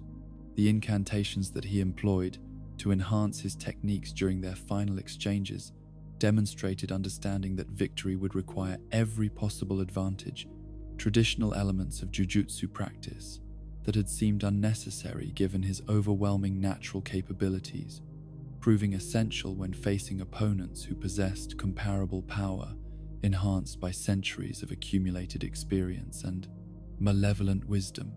The massive explosion that resulted from his ultimate technique's deployment achieved tactical success that came at enormous cost in terms of environmental destruction and personal energy expenditure, proof that even decisive victory could be achieved only through methods that pushed every system beyond sustainable limits. The aftermath revealed both the effectiveness of ultimate techniques and their inherent costs in terms of continued capability. But the satisfaction of apparent triumph was brief, lasting only until the realization that his opponent had survived the assault that should have been absolutely decisive, demonstrating resilience that exceeded even pessimistic calculations about what would be required to achieve final victory. The knowledge that Sukuna remained capable of continued combat despite everything that had been deployed against him forced acknowledgement that their battle was approaching conclusion through means that had not been anticipated. The final technique that ended their battle came not from Satoru, but from his opponent. Spatial manipulation that exploited weaknesses, created by the enormous energy expenditure required for his ultimate attack. The irony of being defeated through application of principles similar to those that had defined his own approach to combat was both tragic and fitting. Acknowledgement that even absolute mastery could be overcome by sufficient understanding combined with perfect timing.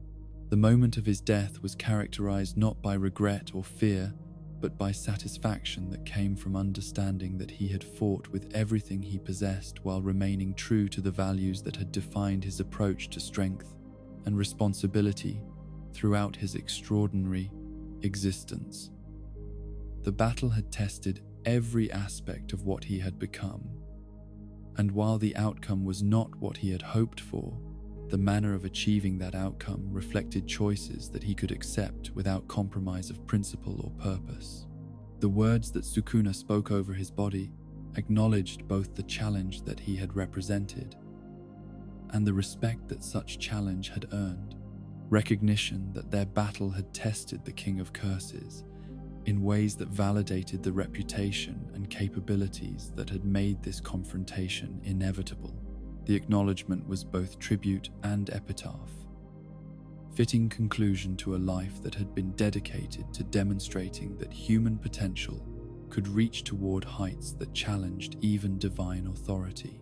The strongest sorcerer's final battle had ended not in victory, but in demonstration that some struggles transcended individual outcome, that the meaning of a life could be measured not just in achievements, but in the courage to face impossible odds while remaining faithful to principles that gave struggle meaning beyond simple success or failure. The transition from physical death to whatever lay beyond consciousness was not the violent rupture that might have been expected from someone whose existence had been defined by overwhelming power and constant conflict, but something approaching gentle awakening from a dream that had lasted 71 years. The awareness that gradually coalesced in the space between ending and beginning was accompanied by sensations of peace and completion that had eluded Satoru throughout his adult life, relief from burdens that had shaped every decision and relationship since childhood. The afterlife, if that was indeed what he had entered, bore no resemblance to the various religious and philosophical descriptions he had encountered during his education in both conventional and supernatural knowledge.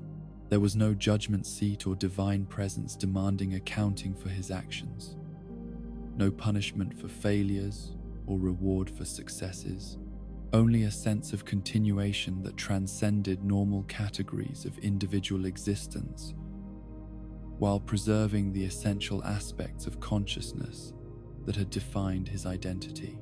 The first familiar presence that manifested in this space was Suguru Geto, appearing not as the enemy he had become in their final years, but as the friend he had been during their youth, unchanged by the philosophical corruption that had transformed him from protector into destroyer. The smile that greeted Satoru's arrival carried all the warmth and understanding that had characterized their relationship before ideological differences had made their friendship impossible to maintain. The conversation that followed was conducted without the formal barriers that had constrained their final meeting in Shinjuku, free from the weight of institutional obligations and strategic considerations that had prevented honest communication about the choices that had led them to opposite sides of an irreconcilable conflict. They spoke as friends who had been separated by circumstances rather than enemies who had chosen opposing philosophies, finding common ground in their shared commitment to something greater than personal comfort or safety. Nanami's presence in this gathering was both expected and profoundly moving, his calm competence unchanged by death, but freed from the weariness that had characterized his final years of service to causes that seemed to demand endless sacrifice, without promise of eventual resolution. The conversation they shared revealed the depth of respect that had developed between them, despite their different approaches to the challenges that defined their profession. Mutual recognition of dedication that had transcended personality differences or tactical disagreements. The others who had gathered in this space represented a cross-section of everyone whose death had affected Satoru throughout his career, colleagues and students, and innocents, whose sacrifice had been necessary for the protection of others, but whose loss had never been forgotten or dismissed as acceptable collateral damage. Their presence created opportunities for conversations that had been impossible during life, explanations and reconciliations that time and circumstances had prevented. Riko Amanai's appearance was perhaps the most emotionally complex of these encounters. The 14-year-old girl who had been murdered before she could experience the adult life she had sacrificed for Tengen's continued stability. Her presence was accompanied by none of the accusation or resentment that might have been expected from someone whose death had been caused by his failure to provide adequate protection. Only understanding of the impossible circumstances that had made perfect outcomes impossible, despite everyone's best efforts. The discussion that developed among this assembly of the deceased was focused not on past failures or missed opportunities, but on the ongoing struggle that continued in the world they had left behind. Understanding that their individual stories were components of a larger narrative about humanity's relationship with forces that transcended normal comprehension. Their deaths had meaning not as endings, but as contributions to a continuing effort that would outlast any single generation of participants. The analysis of his final battle that emerged from these conversations was conducted without the emotional weight that had made such discussions impossible while the outcome remained uncertain. Objective evaluation of tactical choices and strategic considerations that had shaped the confrontation with Sukuna. The consensus that emerged was that he had fought with honor and effectiveness that validated both his reputation and the values that had guided his approach to power and responsibility. But the most significant aspect of these discussions was not their focus on past events, but their implications for the future that would unfold without his direct participation. Understanding that his death marked a transition point in the ongoing conflict between human civilization and supernatural forces, rather than a conclusion that resolved fundamental questions about protection and sacrifice. The students he had trained and influenced throughout his career as an educator would now face challenges that would test everything he had taught them about the balance between power and humanity, the necessity of maintaining hope despite overwhelming evidence that progress was difficult, and victory temporary. His legacy would be measured not by his own achievements, but by their ability to surpass the limitations that had constrained his generation, while avoiding the mistakes that had led to tragedy and loss. Yuji Itadori's development was of particular concern to the assembled gathering, understanding that the young man's unique circumstances would subject him to pressures that had broken stronger individuals, while his fundamental decency made him worthy of protection that might prove impossible to provide. Effectively, the potential for both salvation and destruction that he represented would require guidance that transcended normal educational approaches while remaining grounded in human values that gave such guidance meaning. Megumi Fushiguro's situation was equally complex but different in its implications. His inherited techniques, providing capabilities that could reshape the Jujutsu world if properly developed, while his psychological makeup suggested vulnerabilities that hostile forces would certainly attempt to exploit. The balance between nurturing his potential and protecting his essential humanity would determine whether he became an asset or liability in the ongoing struggle for civilization's survival.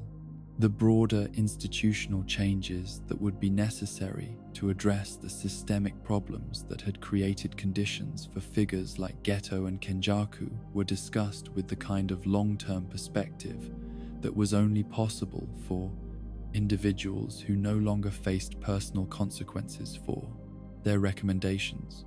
The reforms that would be required went beyond technical training or tactical doctrine toward fundamental reconsideration of how power was understood, developed, and deployed in service of protection rather than domination. The philosophical framework that had guided Satoru's approach to education and leadership was analyzed for its strengths and weaknesses. Understanding that future generations would need to build upon his insights while adapting to circumstances that he had not anticipated or experienced. The emphasis he had placed on emotional development and human connection had proven effective but insufficient for addressing all the challenges that exceptional ability created in individuals and societies. The question of whether humanity possessed the wisdom and resilience necessary to survive the ongoing transformation of its relationship with supernatural forces was addressed with cautious optimism that reflected understanding of human data, potential balanced against recognition of human limitations. The species had survived previous crises through adaptation and cooperation, but the current challenges exceeded anything that historical precedent could illuminate effectively. The role that his death might play in motivating the next generation toward achievements that exceeded his own was discussed with the kind of detached analysis that was possible only for someone whose personal stake in the outcome had been resolved through completion of his individual journey. Death as inspiration was a concept he had never been comfortable contemplating, but the evidence suggested that sacrifice could serve constructive purposes when properly understood and commemorated.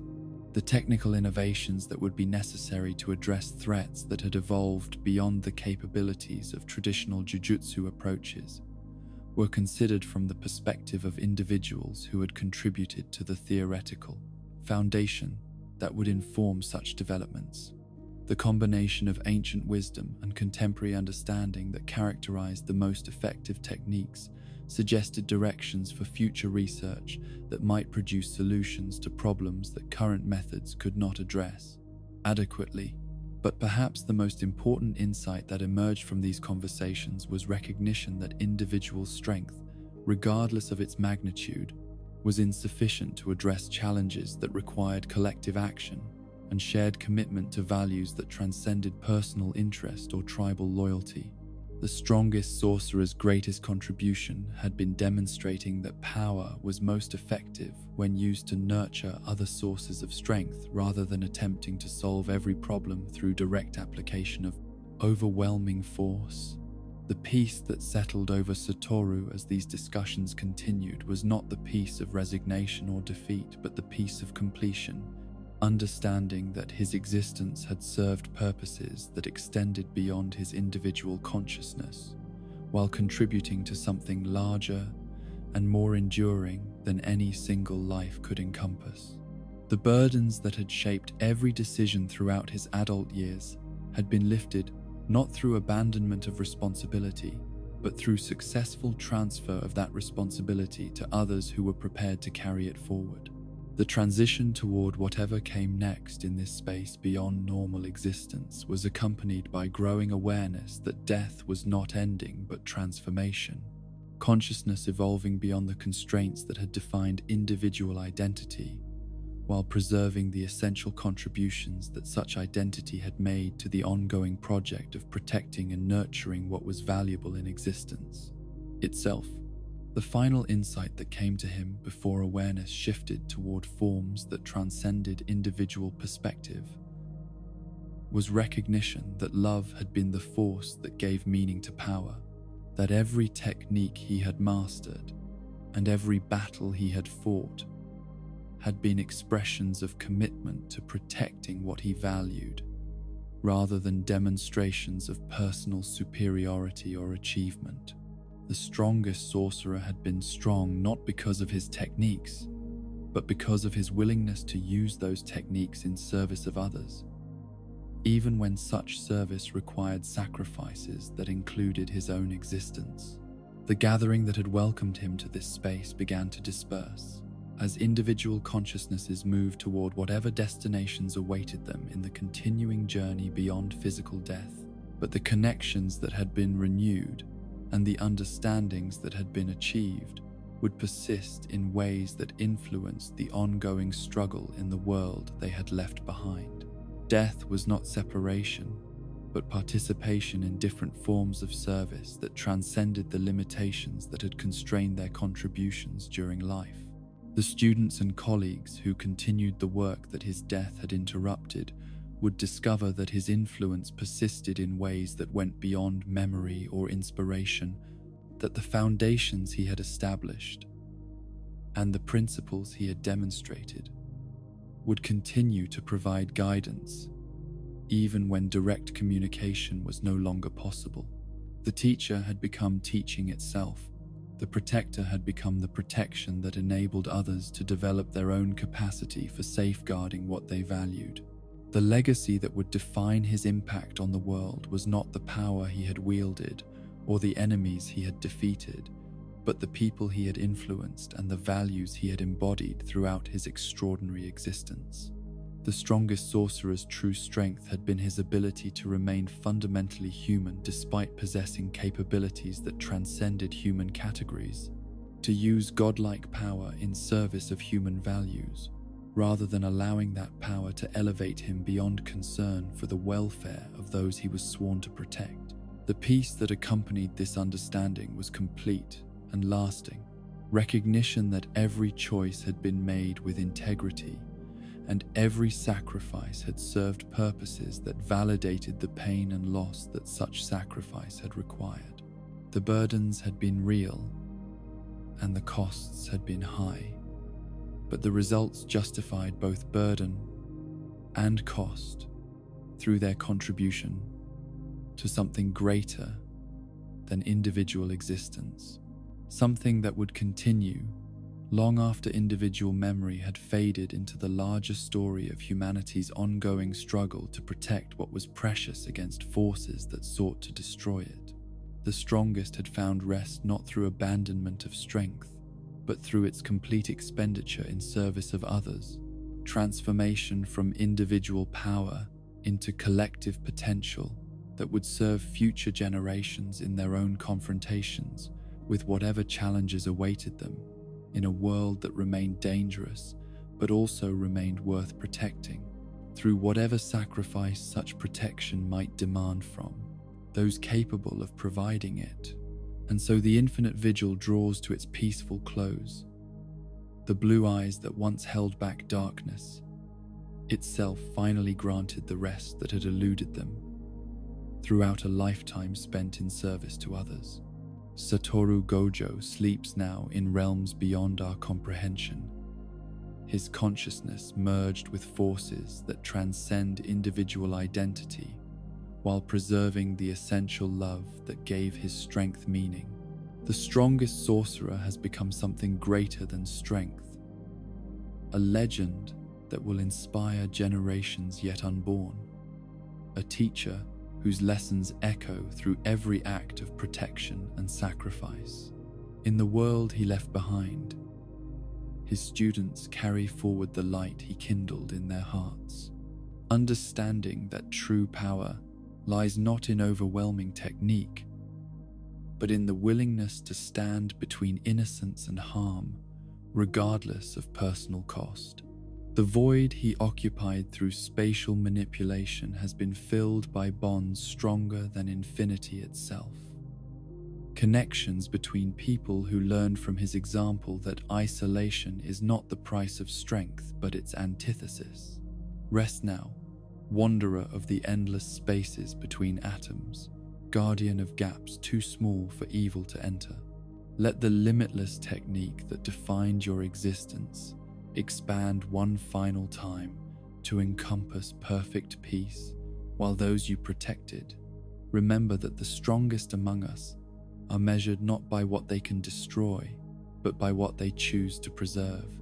The six eyes close at last, but their vision lives on in every moment when power serves love rather than demanding worship. Sweet dreams, Satoru Gojo. Your watch has ended, but the watching continues.